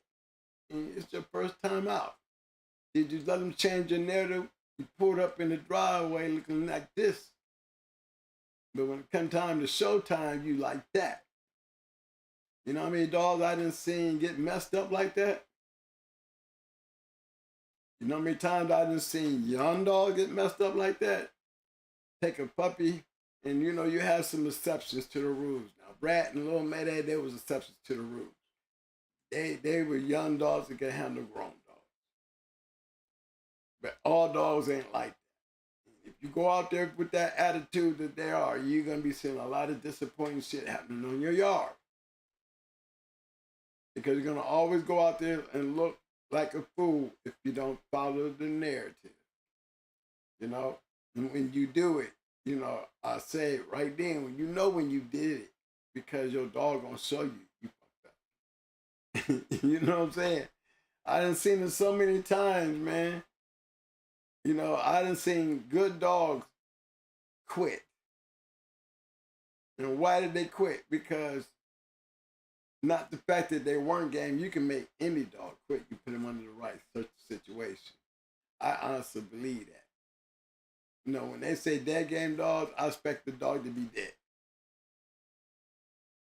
Don't tell me your shit dead game and he's still sitting over there on the chair. I want to hear that shit. You know what I'm saying? Because I want to see how he act when he has to decide, do I want to live or do I want to die? That's what makes a dog quit. They kick into survival. And when they get into survival mode, if they're not game, then their survival mentality will kick in. Their animal instincts will kick in and bow down and say, I had enough. You know, any dog, you do them wrong, don't be surprised when they do.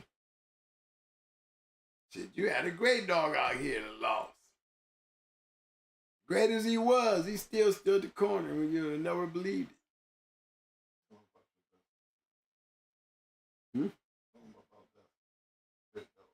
Oh, yeah, Dusty. But that, and you know, now, Mike wants me to talk about the Dusty one, where Dusty, you know, my lack of knowledge, I would have to put it on that again, my lack of knowledge, but at least into a situation where these dogs have been over 2 hours now. And I'm noticing that, you know I can snatch my dog up because it's like she's really not in hold. But again, I'm sitting here with a referee. It's got that look on his face. He got that look on his face. He keep trying to tell me this dog is in hold. And if I grab her, I'm going to foul out. I'm saying if I grab her and I get a clean handle, that means she ain't in hold. Now, mouthing is one thing. You got to be mouthing. Mouthing. If you mouthing me, I should be able to grab you and you still holding on. I know this dog wasn't mouth because she was like, you know how you hold something and you see that gap in there where all they doing is just sitting there breathing. They holding you, but they really just sitting there breathing like, but you know they holding you, but they ain't got you. You know what I'm saying? It was one of them kind of situations. And the match went 2 hours because of that very same thing. I think they laid there like that for damn near half an hour, didn't they? And the whole time the referee won't let me grab my dog. You know, the whole time. Not me personally, I felt like she wasn't in hope. We should have been counting out of hope. She's not mouthing the dog. She's got her mouth on it, but she's not mouthing the dog. She's sitting here breathing. I know I can pick this bitch up. But because, again, I always say to myself, you know, I messed up because I know the rules. I know the rules. I snatch her up and she grab her, hold on to her. She do that. But if I snatch her up and I know I got her, you can tell me I'm fouling out, you know? But that's not what the referee's doing. He's not letting me grab my bitch. If you grab her, you're going to foul out because she's in hope. The dog is not in hope. If I grab her, I should be able to grab her and snatch her up. And if she's not in hope, I should be able to grab her. That's a clean handle. But they was on my ass. They was on my ass. And let my bitch just lay there and get, you know, it wasn't even about their shit. Their shit was through. Me, I could have snatched me and got my handle and it would have been over. Because it was on me to go. And they really literally laid it out right there. To me, wasn't either one of them doing shit. They fought so down hard, you know, they just land, she just laying on the other dog, and it's like, I know I can get this bitch up. Man, I can't clap her up. You know what I'm saying? But I can snatch her up, and I ended up losing that match. You know, again, that's why I always say scratch the win, because not only that I got there and took hold at 10, you know, maybe it might have been 11. You know, my thing is should have got over there before 10 wouldn't have been the controversy. So I took it like that as a learning lesson. I could have been grabbed that bitch. Other thing is they didn't even scratch their bitch or curse to scratch because they knew she wasn't coming. Yeah, they took that win and tried to take her out again, and she quit in 24 minutes. See, her last day was the day when she, you know, she was done with when we put her, and she won the match. She won against us because she had definitely lost the match. You didn't even curse the scratcher, so you know she wasn't game. Maybe you want to put it on the fact that they both dogs was really tired. But mine was able to at least make the effort. It's just that the first when we cut her loose, you know, she was like just standing there, like, what? What? You know what I'm saying? And just by her standing there and she's seeing the dog again, you know, she took off. Already caught her at 10, but, you know, another thing that I would say, I fucked up. So we got down into the schooling. Gotta watch how you school, don't let nobody narrate you. Because when your dog look all bad and you don't say that's cool, man, this is first time out type shit, and you want to make him a match dog all in one day. You know what I'm saying? Because you got that, you know, that ego that most of us do have, and it's the problem that we get in trouble with. We end up ruining good dogs, young dogs, most of the time. You know, the dog got to find his way. That's the whole purpose of schooling. When you calling, you want to call, you call, you know, because that's the next step after that is showtime. You know, if you can make showtime, then you got one. But a lot of them get ruined before they get to their second, third row. They ruined. Leaving them down too long, losing teeth, leaving them down too long, injuries that just taken right out of the thing, and now you just sitting on a road, dog. That's exactly what he's going to end up because your show can't match him because of the damage he done on his first time out. You know, career, don't even got a career. But I'm going to breed him all based on what you saw his first time out. It was brutal back then, wasn't it? Oh, it was brutal. It was always brutal. But everybody had good dogs on the yard.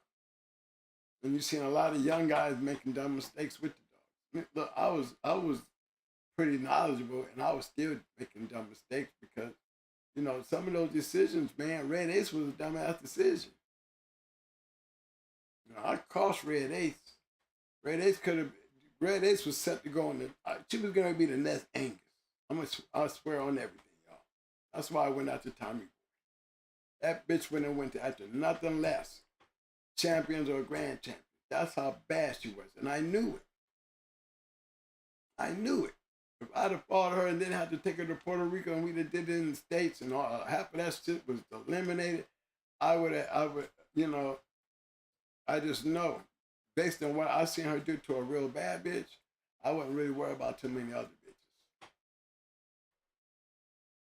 I know the boys from the land saw her, and when champion Judy Jones wouldn't have been a champion if she had went in the Red Ace that night. I had the bitch to kill her. Even though Judy Jones was a bad bitch. But that Red Ace was something special. That's the truth. You know, shit go wrong with females, you know, lesson to be learned. You know, bad situation I was in, to me, still was one of the best dogs on the yard to this day, based on what she could really do. Can never say she was a cur because she got to be on to be a cur. She wasn't on. She turned on for survival, but that didn't make her on. Because if she was on, she would have finished what she started. But she wasn't on. She was only trying to protect herself. And just on how she protected herself, her abilities was phenomenal. I mean, she was definitely grand champion ace. She definitely had a 12 mouth. Everywhere she hit her, she split her. I mean, she chopped up Tommy in 5 minutes. When I say she chopped her up, she chopped her up. That's how bad she was. And she threw some bad ones like that. But, you know, major fuck up, though. Major. My other major one is Little Mayday to Stormy Norman. I took Pretty Mama and I left Little Mayday up there with him. Knowing, I done heard the little whispers. You know, this dude have a habit of dogs coming up missing when you get on his little geek move, okay?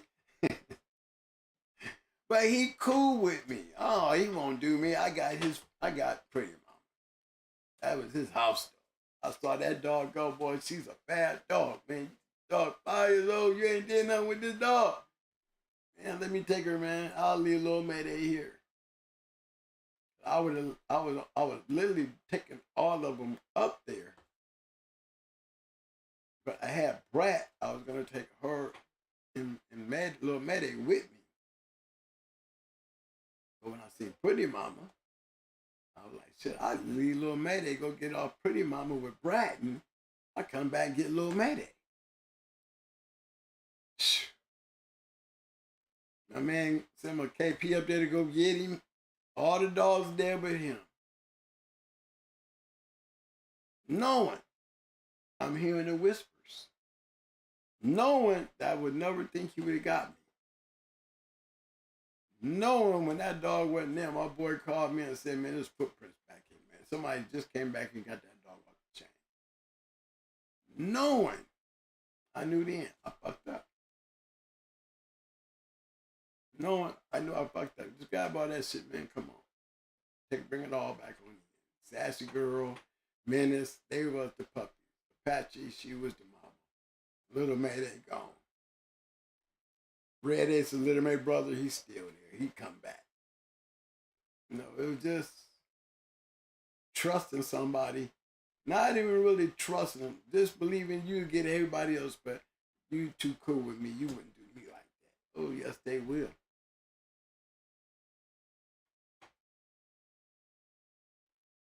I got a friend, we down there brothers. I'm sitting up here breeding his shit. I ain't getting no puppies, and never had to pay a stud fee. But because I was being so gracious and appreciative that I wanted to pay like everybody else to breed to this dog. But I know this shit's supposed to click with what I'm breeding to. Okay? No puppies. Everybody else getting puppies, I ain't getting. Everybody getting puppies but me. I noticed something. I'm after the second time, I'm the one standing here. I'm standing here and ain't getting nothing. Everybody else shipping their shit in, transporting their shit in, and everybody getting puppies. I don't know what they're looking like, but I'm seeing them out there on the internet, you know. Puppies coming off just damn, they got him out here for stud feet. Okay. That was one that, you know, that I felt like, you know, in the end, years later, find out that the dog's penis was broke and he knew I was right. You know, but we have lost a good friendship. Another one was, just was thinking about it when I was saying it. Dang, it was, I had it right there too. It was my next one. No, it wasn't Speedy. It wasn't, I don't think it was the breed either. I'll come back to it. It'll probably pop up. But that one right there was a major mistake for me. You know, I knew then, you know, when I gave him that money, no, I ain't never had to give him no money before. I felt like I messed up. I'm trying to, you know, show some love, and you standing there the whole time doing everything, letting things like everything cool, but the whole time, you know, that money ruined our friendship. Yeah, that was a bad one. I think another one was Luke Kane and Brat. Luke Kane and Brat. I knew Natural Born, you know, I would think he was a dog man. You know, he got the dog up instead. I'm pretty sure he can handle these dogs. You look at the picture with Victor, Breed, and Brat, you already know what. Look at Brat. Brat tied up like a motherfucker. Mouth taped up and everything. Now, Victor's sitting up there with Mayday stuck to Brat. So we know, you know, and you see the picture, you'll see. So I don't know what Natural Born thought when he got a hold of her. Like I said, 24 hours later, we was picking her back up. And my money wasn't in no envelope. To this day, he still owe me for that one. Who takes a dog, get him off the plane, try to get a breed? Now, he did take a picture of a breed with Brat stuck to Luke Kane. But again, she's tied up and locked up. And you can tell everybody looked tired in the picture. Both dogs looked tired. Brat muzzled all up, taped all up, stuck to her damn breeding stand. She mad as hell. You can tell, tongue hanging out through the damn muzzle she was on. He looking rough. Like, hurry up, take this picture. Probably thought about how much work he had to put in. Like, man, that should be enough. I hope she take. I can't do this 2 more times. You know what I'm saying? Probably terrorizing the Natural Born yard. You gotta tie that bitch up somewhere. Know how she acting. Know how she acting. Brat gonna grab dog houses. She gonna put her mouth on something. So I know he was about the funniest dog man that I ever spent my money on to get a breeding with. Brat and Luke Kane would have been a nice breeding, but it because a person who didn't know how to handle a real bulldog. You know, I handle a real bulldog, so you know, when the dog came back, I knew I fucked up with him. Knew it. Bad mistake. That was a terrible mistake. You know, those are just the things like that happen, and a lot of it has to do with you know better, but you're just thing, you know, and I can't tell you what it is. You know, but it's in the psyche of most dog fighters. We all have that disease where we have these stories. There's not. I don't think there's a dog man out there that can sit in this chair and say he never have it. He done never run into anything or never felt like he fucked up. Every down one of us do it at some point. We make life experiences in raising these dogs based on our fuck ups. You know, I hope with the many as I didn't have, you know, and it always relate to the box. In many cases, that, you know, I just poured out a couple of them in terms of breeding. You know, pointed that out. You know, you just don't know, you know, when you breeding and you paying your money, you know, that's something else. But it's like you're taking a chance, and you know when you know you're making that chance move because You know, if you can ask yourself, am I fucking up doing this if I do this? Or am I overthinking this? Oh, let's go ahead and do it. And then when you run into that damn, something told me, knew I fucked that up. You see what I'm saying? And how many of those do you deal with? Just like in my dog case. Let me tell you, they wouldn't even have a case if it don't be for the mistake of me leaving a video camera on my dresser that I just got done looking at. You know, I sent it to my man to show him, man, when your dog get tired, this is how he act.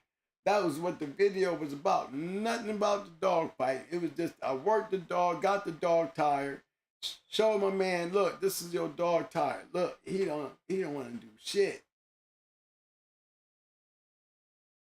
Just got done looking at it.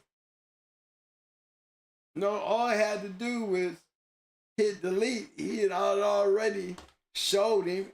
It's just sitting on the camera in between some times I was at the beach. I just grabbed the camera and needed to show him this like real quick. You know what I'm saying? And show him this situation. And did not delete it. Just got done looking at it. Didn't delete it. Left it on my dresser. They come back with a search warrant. Get the camera and there's that video. But the video in itself, they used that to like sync my girl. But when they tried to do it in my video, you know, all they could get out of it was baiting because where's the dog fighting at? In my trial, yeah, they played the video and the jury didn't see no dog fighting. They saw baiting because that's what they found guilty of. And the baiting was based on that video.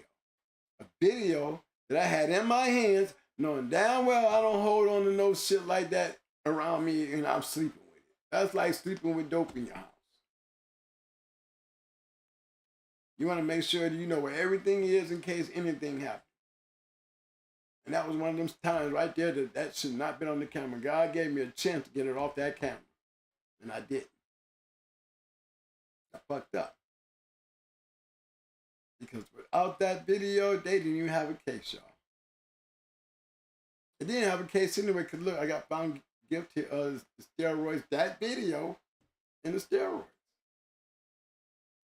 That's what I got jammed for. All that other dog fighting shit, didn't get found guilty of none of that. But just imagine if I had not had that video on there. If I had saw it that day, didn't have no more use for it, and hit delete.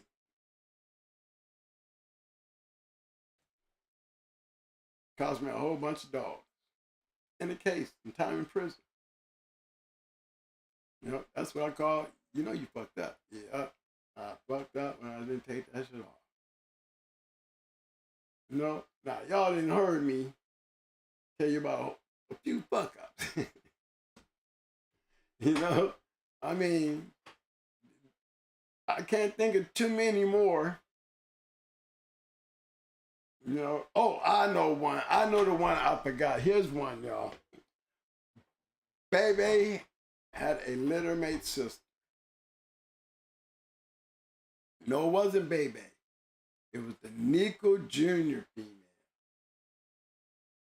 I had a dog off of Sassy and Nico Jr. One, it was mine. One was my friend's. And then I had one. I gave one to him. And then I had one. She comes in heat. We're going to take her down and breed her to Twist. Champion Twisted off of Mayday. This is what he was aching for.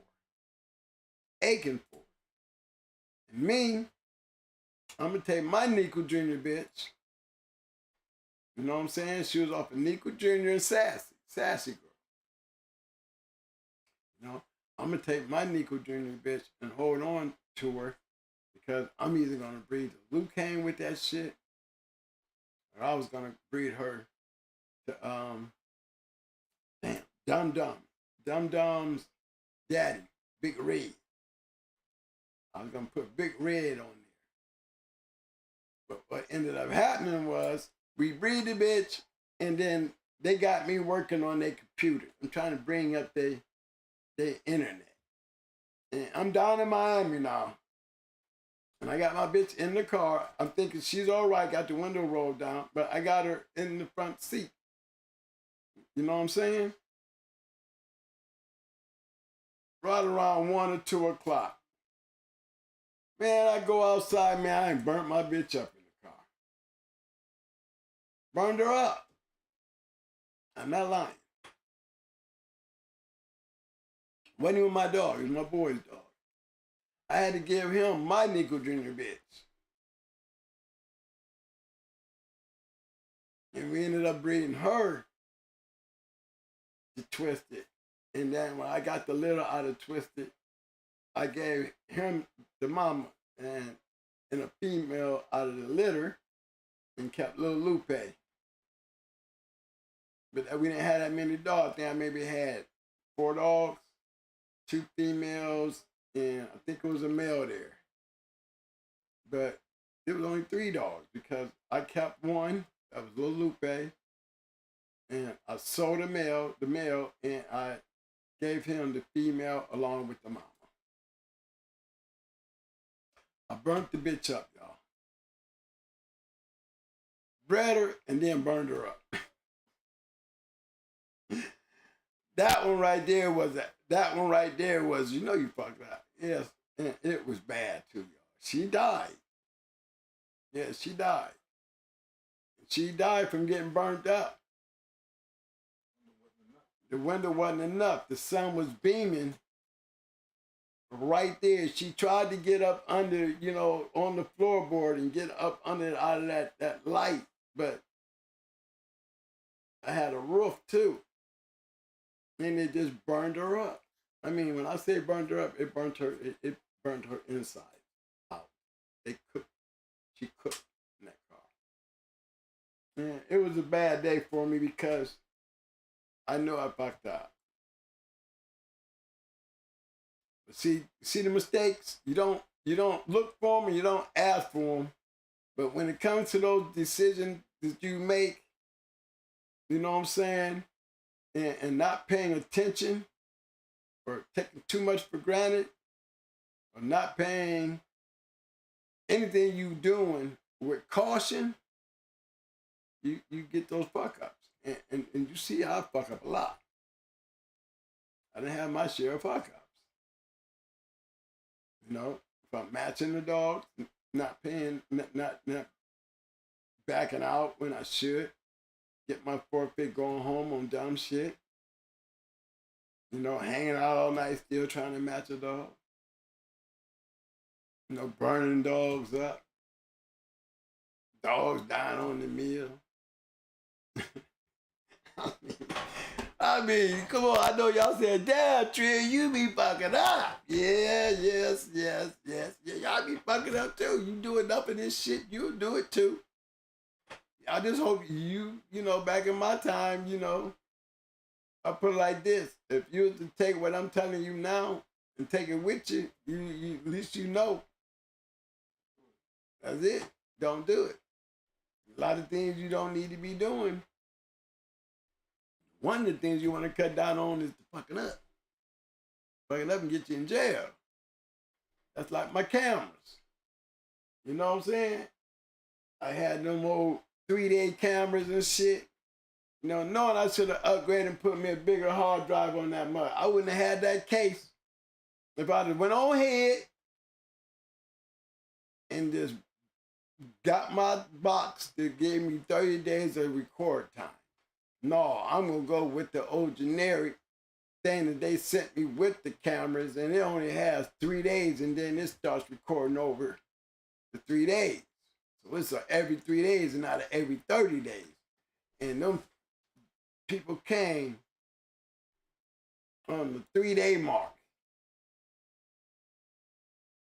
Yeah. Had it all on camera. We caught some of it, but we caught the end of it, remember? We didn't catch what we could have caught them doing. The day it was on the yard. The day that it was on the yard, not the day that they came. By the time that they came, you know, we had all that on the camera. They came back to get it, And they was trying to disconnect the cameras.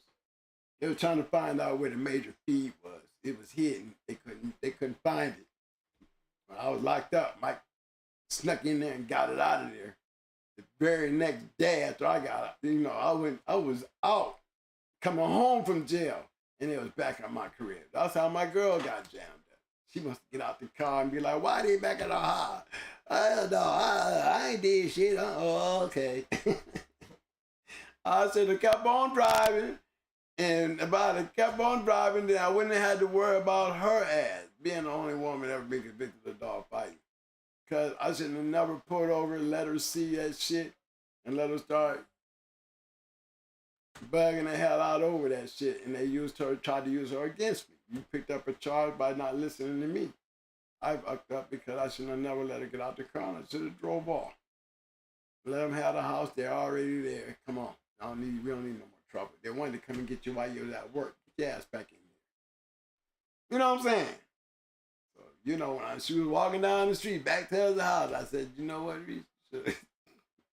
You know you fucked up letting that girl out the car. Because she going to go down there going off, and they going to piss them off because she's from Detroit. Locked her ass right in. But, yeah, that was, you know, that too. So I messed up. I wanted letting her out the car. Then you don't forget the camera move. I mean, I'm looking at the very box that I was going to put there. And from this day forward, all my cameras, everything has a 30-day run. If there's anything I don't need on there, I can go back through 30 days of film and cut what I need out of it if I don't want it on there. One damn thing for sure. If you got cameras and you constantly recording, then it's always wise to know your system. Just don't let the camera sit there and run. You know what I'm saying? Every once in a while, go back there and do your shit and see what's going on. You know, I always got cameras around my dog. So if something's bump off, I'm gonna have eyes on it. Somebody come back there, I'm gonna have eyes on it. 30 days from now, I'm gonna have eyes on it. You know? I get into a habit of going through my security. You'd be surprised at shit that goes on in your yard.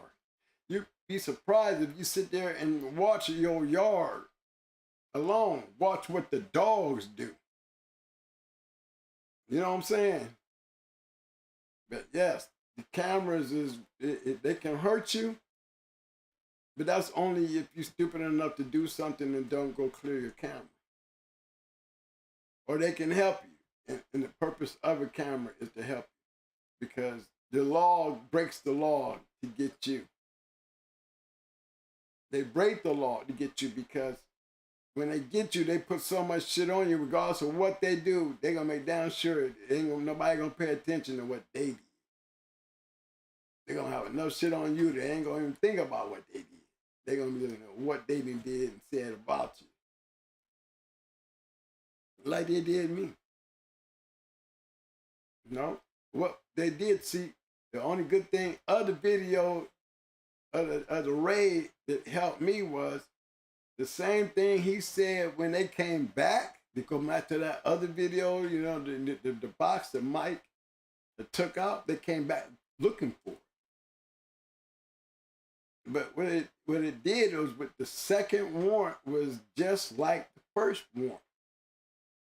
It said when they took the dogs from the yard during the raid, this is what these dogs was looking like, and this is the condition these dogs was in. Well, that's the same thing you said to get the warrant to come out the first time. But now we got a video showing there ain't no way in the hell we got y'all pulling up with this man just coming out the yard, and we just sat here and watched what he did. That was, you know what I'm saying? There was a reason why that video came up missing. And the judge came down on everybody about that video. Because evidently he must have saw what it was that. Because it had existed, we'd have got the whole case thrown out. And based on the lawyers, remember it took me 6 lawyers to go to trial to end up defending myself. So it tells you that the system, you know what I'm saying, was definitely not in my favor because I had lawyers that was working against me. That I had to protect myself. Lord knows about it. Went to trial with that lawyer, like Mike said, man, you let that man represent you, you fucking up. Yeah, I told you, shit. Man, you let that motherfucker represent you, man, you fucking up, bro. The lady with the count the lost the video. We sitting up. I told you, don't let them have it. Don't let them have it. Don't even bring it into court. You know, I wouldn't even let it. You know how you got to go through the court. You got to put your shit through X-ray. You know, I got the video, the box. I got the box. They done lost the actual disc video, but now we got the box. No, we down there in the courthouse fighting because we don't want to put the box through the scanner. It's going to wipe the video off. So it's imperative that we can't put this box through there. Guess what, man? They may have put the box through it, and guess what it did? Killed my shit. Killed the only evidence that I had. Made my shit go on in there. Now, how did it wipe out the hard drive? I have no idea. But that machine did not work when we got there. It did not. It didn't play nothing. What we did, it was a hard drive. So the video we got off of it, we just plugged into a video thing and you know, let it record into another a CD. And when they lost that CD, then all we had left is the box. We trying to bring the box to the trial, and the box don't work because we knew that if we run it through that machine, that the possibilities of it destroying the hard drive, it was there. I don't know what it was about computers going through them things, but it definitely knocked our computer out, that box we had out. It was a court. But yeah, it was definitely a security recording, but it only recorded 3 days, and then it recycled. But yeah, it was that was new. We had just played the video before we left to go to court. We played the video to make sure that it came on. So we see the video. We happy as hell. I told you, the minute that motherfucker said the only way we're gonna get that mug in there, I said, you know you fucked up. You know you fucked up. Read. Don't let them do it. Yeah. Don't let them do it. They kept saying, oh, it ain't gonna hurt. It's not gonna hurt it. It's not gonna hurt it. Man, we got that shit upstairs. That damn hard drive was dead as hell. Dead as hell. It wouldn't even tick in where you could click on it. Like it was gone. So it was like, yeah, those is fuck ups. You know? Or let me see. I can never say I went to a match that I never had no business going to. With all the times that we had to run.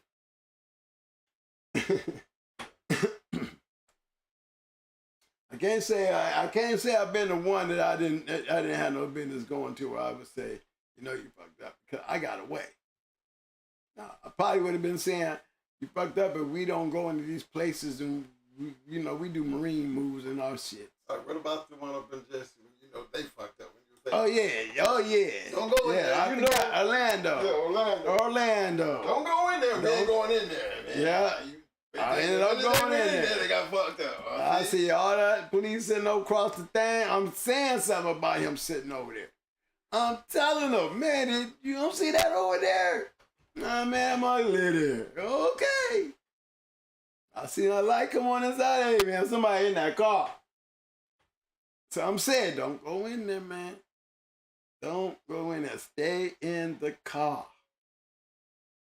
Man, they say everybody got to come in. Everybody got to come in. Can't have nobody outside and drive. Right, okay. Soon we come in, and guess what? Everybody in there, we can't get out. I mean, we can't get out. Nowhere to get out at. They got everything slammed down. Knowing. Some said, man, don't do it, Reese. You know you fucked up when you went in there. Knowing that police was over there watching. I'm telling you, that police is watching what's going on over here. Even though he was across the field, he can look right over into the parking lot where we was parking and outside talking and all that shit. Niggas getting out, walking their dog. What the fuck? It was fucked up. Yeah, that's the night Chico got jammed. Yeah, Chico was there. That night right there, Chico got jammed. He got his dog back. Champion Yellow Wolf from Hardcore, he was the only other dog that made it out of there. Chico got his back from the police, but Yellow Wolf was the only dog in the building that nobody know he was there. You know, Chico told him about a dog. I know Chico told because why would you take everything, you know, everybody's out the building now. You know, they done ran everybody through the gate. If you got a dog, you come over here. We taking the dog. They wasn't bothering no journals, none of that. They looked and seen a whole damn medical kit up in that motherfucker, and they didn't say shit. They ain't want that. They wanted the dog. Okay? So they let me out. They let me and Justin us leave. Even with them finding all that, they still didn't, they let us leave. But there was a dog still inside. There was 2 dogs in there first. The reason why we know, because they ended up going back up into the building and searching the building again and found a dog in there. They didn't find Yellow Wolf, but they found a dog. So evidently they knew whatever the person told them to send them back in there to go get that dog, whoever told them, they knew where that dog was. And the only person that got their dog back that night, and the only person that went back there talking to them police that night was Chico Lopez. And Chico Lopez got his dog back. Everybody else got dog fighting charges. Yellow Wolf was up in a van and up there in the ceiling and didn't nobody know it because he was the only dog that didn't get taken. There was a dog off of Luke Kane that was going for her championship. I forgot what her name was. She got taken and she was going into a champion. So we lost 2 great bitches that night. But Yellow Wolf ended up making champion. Hardcore's Yellow Wolf. He was the only dog that made it through that race outside of Chico getting his dog back. So that was one that I knew. When I pulled in, parked that car, and I seen that little light in there across the field. Oh, hey man, you see that police car over there? He violated it. That's why he backed up in the driveway. What? And then I seen that light again. I said, somebody in there, man. Somebody in there. I ain't trying to go up in that place. I'm in the car the whole time. Me and old Doc. Yeah, I had a little helper. She the one basically taught me how to, because she was a vet assistant and she should have been a doctor.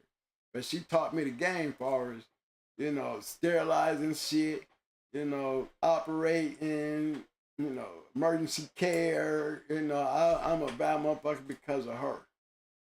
Stitches, staples, caring for wounds, putting drains in, IV'd up. I mean, she taught me well. She taught me how to sterilize shit with a pressure cooker. Pressure cooker. That's what I was using to sterilize my tools. Me and her was in the car. I was telling her, she's scared to death. She excited about going to her first dog fight.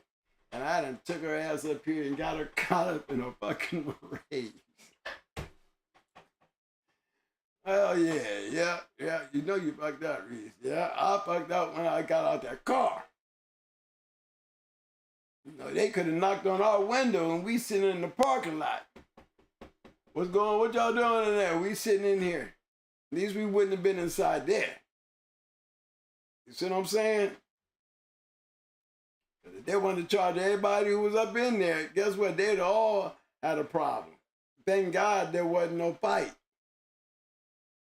But I probably sat there and had them, you know, long that police car was there, I shouldn't have never got my ass out that car. That's where I fucked up. I let them tell me that we got to go inside. But just as soon as we went inside and that door shut, they come and knocking on it. It took them an hour to finally get up in there, but guess what? Couldn't nobody get out. And when we was let out the building, you know what I'm saying? We was let out the building to go ahead and leave. We was having to go through police. Police checking everything. So that was a fuck up. Being somewhere I had no business knowing shit ain't right. You know, going somewhere and shit ain't right. Another one, what was it? The Abrahams, remember that one? It wasn't too much we could have did with that one. I don't see nothing we should have left, man, to do with yeah. When the minute dude came back to the house, come up in there talking about, you know, no, he was fighting out there at downtown Sundown where. Yeah. Following his ass all the way back. And he brought his ass all the way back to the house. Come up in there telling him, man, he got into some shit. Police after him. Police after him. We should have cleared the barn in. Everybody else ain't paying that shit attention. He made it back. They ain't catch him. Shit. and that brother must have talked to the police because they knew just where his ass lived. And they came there to get his ass. And when they came and seen all them cars, they called for backup. That was a long night there, boy. That was a long night, y'all. We down there in the ditches watching these people running over people with the trucks, shooting dogs. I mean, crazy night. I mean, raining, then turning into snow. But man, I started scoping the area out when he came back in there talking about the police was chasing. The police was chasing, yeah. And remember McNash was like, what you do? What you bring him here? Yeah. You know what I mean? Remember he started him and T went to going the hell off. But that's why I stood over there by the damn. That's how I got bit by the horse. Cause I said, Mo, you need to come over this way. Come over this way. Come over this way. There's that window. There's a barn right there. That's our way out, right there. That's our way out. Sure enough, they came. Sure enough, they came. Sure enough, 5 minutes later. Yeah. They come bum rushing. Bum rushing. We jumped out that window. Hit the lights. Boom. We out of here. Yep. Down in that ditch. I mean, when I say we was in a ditch, it was like some bushes, and it had like a drop ditch, like a runoff. And we were like right there. If you could lay down in the ditch, you like right there behind the bushes, but down in the ditch. So they couldn't even flash their flashlight down there. Because of the drop off. Because of the drop off, they would have been flashing right over us into the ditch. They didn't see us. We could hear him on the mic, like right there. Right there. Dog got to whining a little bit, man. I'll smother his ass up in here. So it did. And we got away with a dog. But all the other dogs, they got snatched out and killed. Windy City was there. I mean, it was one of them big conventions. Everybody was there. Everybody. Got away. But that was one of them that, I don't think we did no fucking up that night. The only thing I say we did wrong was there. Being there.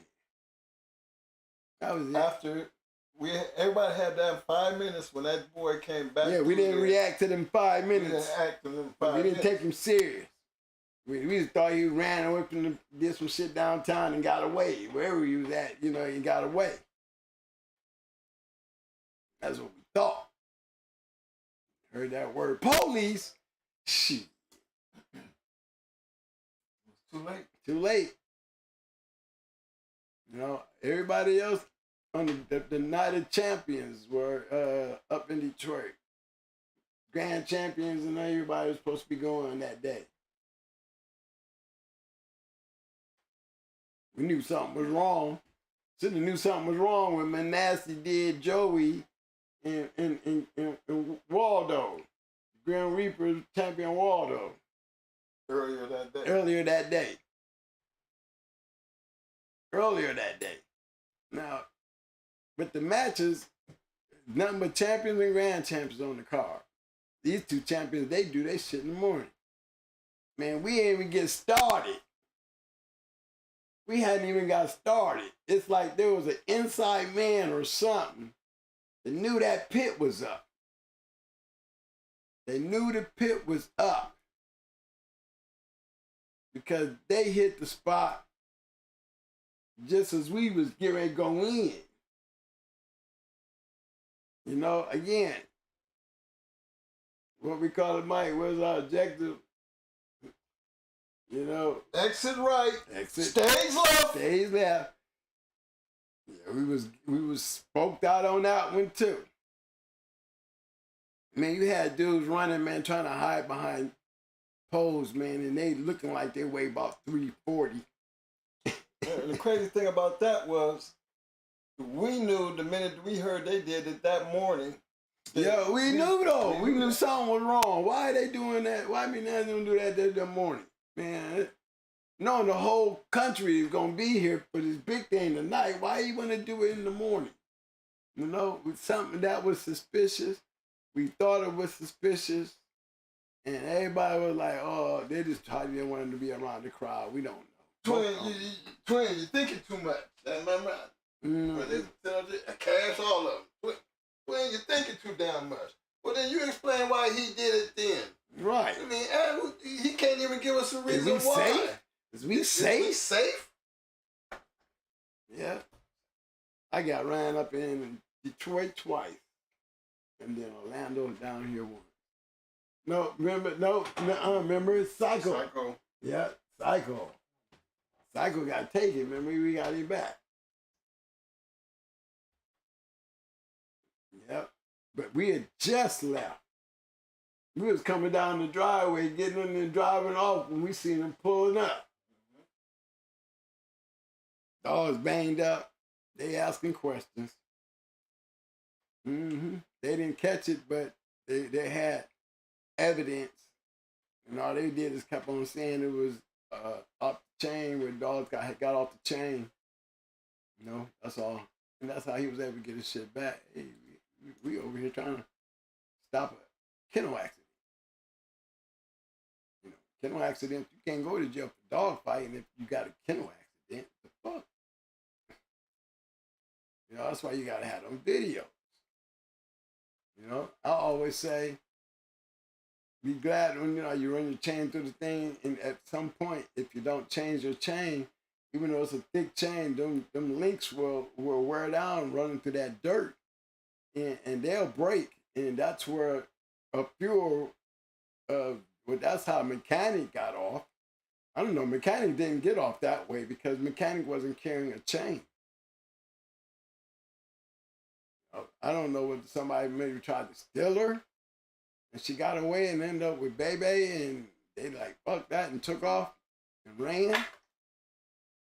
But could never really understand how she got off that chain. But she was a bad bitch and I hated to lose that one. Let me see. What's other things that I think I've done as far as taking care of dogs? Breeding Sassy too much. Taking that brood bitch, treating her like a whore. Sassy she like come in, by the time the puppy was 3 months old, Sassy back in heat. And I bred her damn near every time that she came in heat, y'all. And one time, the one litter came, I was noticing as it was coming out, she was chopping on them. She was just killing them as they was coming. I think you killed her. Yeah, I killed the whole litter. I don't know what it was, but She didn't take but 2 times to grab one of the motherfucking puppies and kill it. Then when she tried to do the third one, I grabbed her ass. You know, I don't know what your problem is, but I don't see nothing wrong with these puppies, and you tripping. But I held on to her and stayed right there with her till she had all those puppies, and there wasn't a puppy she wasn't trying to get. I mean, I put her over there, and she was yapping out. So I said, whatever the fuck wrong with them. What made me know that they may be sick is one of her titties had got real red, you know, and I was like holding her down while she was having the puppies. I could see one of those tits that was real red, and it was very warm. Very warm, and it was back towards the back, too. I figured it was mastitis.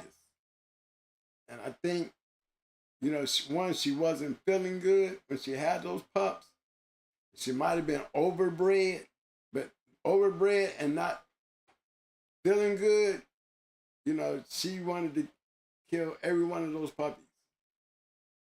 But me, I didn't want to take the chance of that infection, you know what I'm saying, being something wrong with the puppies, that I just didn't take the chance. If she wanted them killed, she wanted to kill them, then, you know, I don't want them either. If she don't want them, I don't want them. So I just put them down and, you know, put them away and buried them and shit. But it was something wrong with those puppies. Because you don't have that many litters unless you're overbred that you become aggressive towards your litter. Or if something's wrong with them. If something wrong with them, the mother will kill them. She sure will. Like she having them and be breaking them up and eat them too. You don't watch her ass. Like she trying to clean up the area with your dead asses. She eat your ass just to keep the area clean. She's a good mama. And she's a hell of a mama. But definitely a brood bitch. Not too many other stupid ass things that I can say I really fucked up at. I'm trying to think of some. I can tell you about a lot of other people's fuck ups.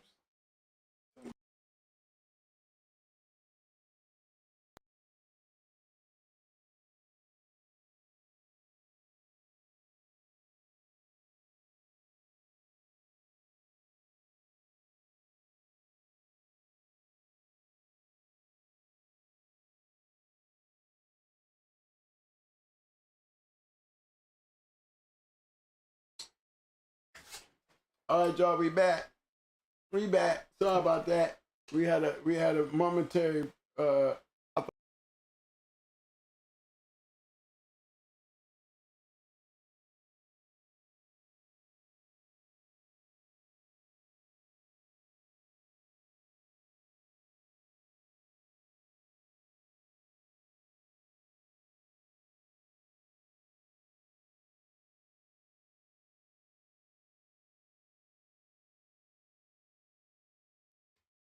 chats and stuff. You know, about that time to shut it down.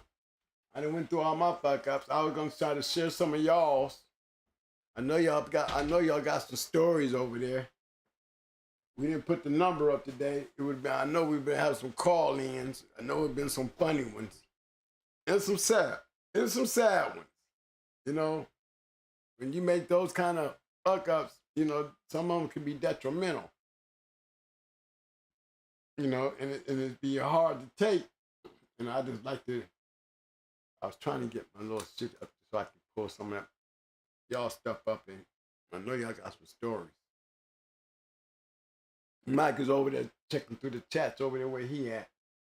Hopefully we'll see what's going on over there before we shut it down. But yeah, don't forget the most important part of really making big fuck up is when you come down to winning and losing.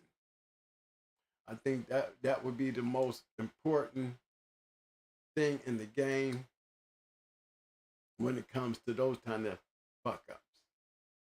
You know, because those right there cost money and they cost good dogs. most of the time, it's the good dog that pay for it. So to me, the biggest fuck up.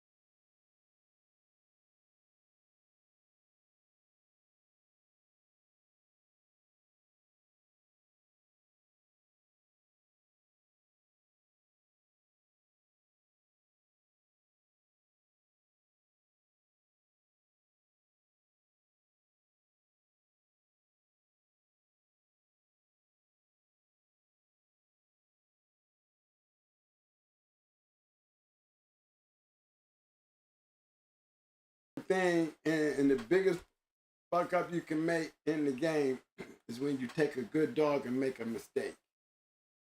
Knowing it was avoidable. Was it your ego? Was it you falling in to, the conversation of you don't and they do? They egos overwhelm you, or you do something that you don't want to do, and they're trying to stay with the crew. Match time, those are big mistakes. You can't make no mistakes. If your dog can't check off all the blocks, then you're going to make a mistake. What I was saying was, the guy said, say it louder, was when Rat was going for her championship. She was going to a 2-time winner, champion China, and she ended up being champion China. She was sick. I mean, clear as day, she was sick. And the forfeit should have been paid, and Rat would have been a champion, and she'd still probably be alive. And like seeing the lessons that I learned doing stupid shit. Well, knowing I done fucked up. So you can make all the mistakes on the yard. They can cost you big, but they don't affect everybody. When you match a dog and you not being straight up for those who's there to bet with you, and you making these dumb moves, then you costing everybody. Everybody pays for your fuck up. So if your shit ain't right, don't do it.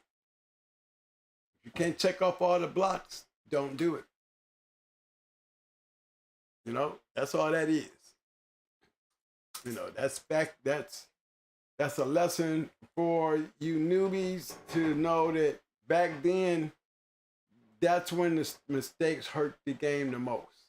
If you're going to get your yard cracked, that's the way you crack it. Because some of those was enough to take guys out the game. Down there made them shut down, major mistakes like that. I guarantee you the dude that had Noriega didn't have no more dogs after Noriega lost. I bet you that. For one, he wasn't nobody gonna ever sell him another champion or a 4-time winner or a grand champion or anything else after seeing what he did to Noriega. I can bet you we didn't never see his name again. So be mindful. We get caught up in ourselves. And we forget what we feeding is more important than what we doing. If you don't think of them first and don't put them first, every time you put them second, you come up short. Every time you think everything gonna be all right, that check mark don't matter, you're gonna come up short. Eli Monster, I saw you, you was running it tonight, bruh. I wish you had called in, because you had a lot to say tonight. You know? I'm trying to get this in before the damn thing go crazy. Yeah, because it's been tripping here. Been tripping. Hey, look here, man. You know, we all fuck up. You know? But remember, this game ain't for everybody. This is why we strictly and we push live by the disclaimer. You know, the disclaimer thing, first of all, if you ain't doing shit, you don't have nothing to be worried about. I mean, just raising a pit bull is hard enough. We can only tell you about the mistakes that we made and other people, you know, the things that we just know. You know, everybody get to that point where you know, I done fucked up.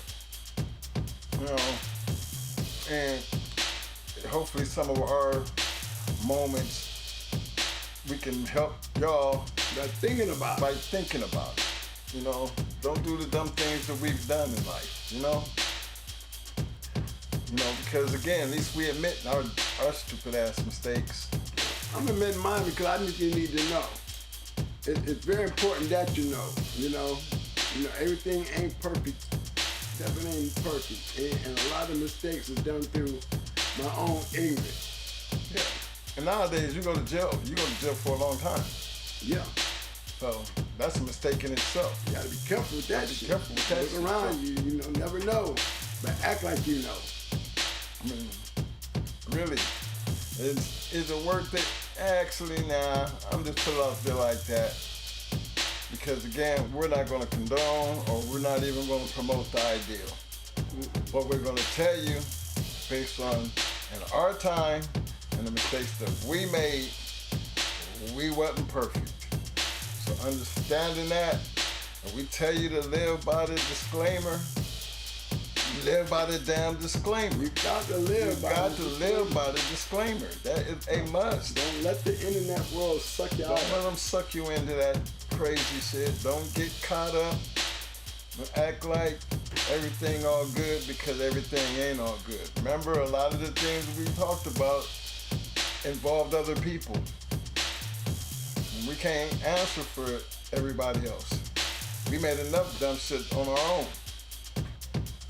But add other people's dumb shit to it. It gets even worse. You know? You're gonna be out here like Young Thug. Riding that boat by yourself, man, because they ain't right, man. I'm telling you, they ain't right. I'm telling you. You know, anybody ain't all that they say they about to be. That's all I'm saying. And just sometimes you just gotta understand, you know, these things are major mistakes. And you don't want to be sitting there thinking about the decision you made and realize I fucked up. That's what it's all about. Just limit that because we talk about it. As long as we talk about it, at least you know you ain't on that boat by yourself. Be careful, be aware, and you know, and just again, live by the disclaimer. If you do that up top, you're gonna be all right. You know what I'm saying? You're gonna be all right. Control that ego. Yeah. And just make the right decisions, make the right choices, make the right moves. And everybody makes mistakes. But the thing is, you know, how many of them things you gonna keep, you know, happening before one of them becomes a major mistake? You know? Because they do come. Like he said about his video, they do come. You know? So, hope everybody enjoyed themselves for this fight, man. I know this was more like a must-have conversation because we always talk about everything else, but we never really had a show about these moments. So these moments are just as important as the educational part of it, because you gotta have the pros and the cons, and you gotta weigh them. And we wouldn't be fair if we wasn't dealing with our cons. And we deal with our cons, so we got that out the way and we be back to normal here. But take heed to what we're saying. Just take heed to it. And then learn from it. Don't, you know, they say a hard head make a soft ass. If I had to listen to half the shit that my parents was telling me, I wouldn't have been going through some of the shit that I went through in life. So I've learned that, you know, listen and learn, but be responsible for your decisions you make. And when you do make the wrong decision, own up to it, own it, stand on it, and accept the consequences, and ride out like you're supposed to ride out. That's all I'm saying. Accept your mistakes, get over the losses, and then hopefully that make you a better man. That's all. Better dog man anyway. So, we cut this thing short tonight. I don't know, because of everything else, I don't know if I'm gonna even try to roses. Do me a favor, give me some thumbs up. Give me a whole bunch of thumbs up, because this was kind of one of them, y'all hear me type. Thumbs up, thumbs up, thumbs up, thumbs up. Thumbs up. Give me some damn thumbs up. Muscles. Muscles. Muscles. Let me give him some roses, man. Guns up in there. I got some thugs. Yeah, all right. Hey man, come on man. All right man, give me some roses.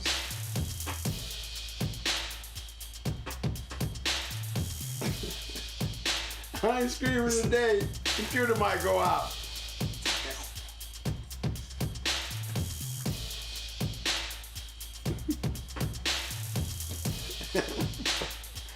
Yeah, the mic's still working, man. It ain't your mic. It ain't your mic. We still there. We still there. And look, man, y'all enjoy your weekends. You know what I'm saying? Take care of the dogs. Live by the disclaimer. And we're gonna see y'all Tuesday. Yeah, I do it, man. Until then, you know what's up. You know what's up. We're gonna do this on silent thing. We're gonna be like, yeah, let's do the silent thing. We're gonna do the silent. We're gonna do the silent thing. You know, we always. We always.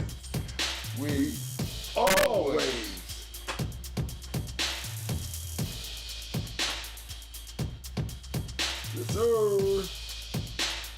Yes, sir. Love y'all, man. Hey, man, how you got the same thing I got on today? That's that twin shit, man. You must have been in that mood, huh? Okay, I guess, you know, when you start talking about fuck ups, we be in the same thing, because, you know, we've been fucking up lately. We out.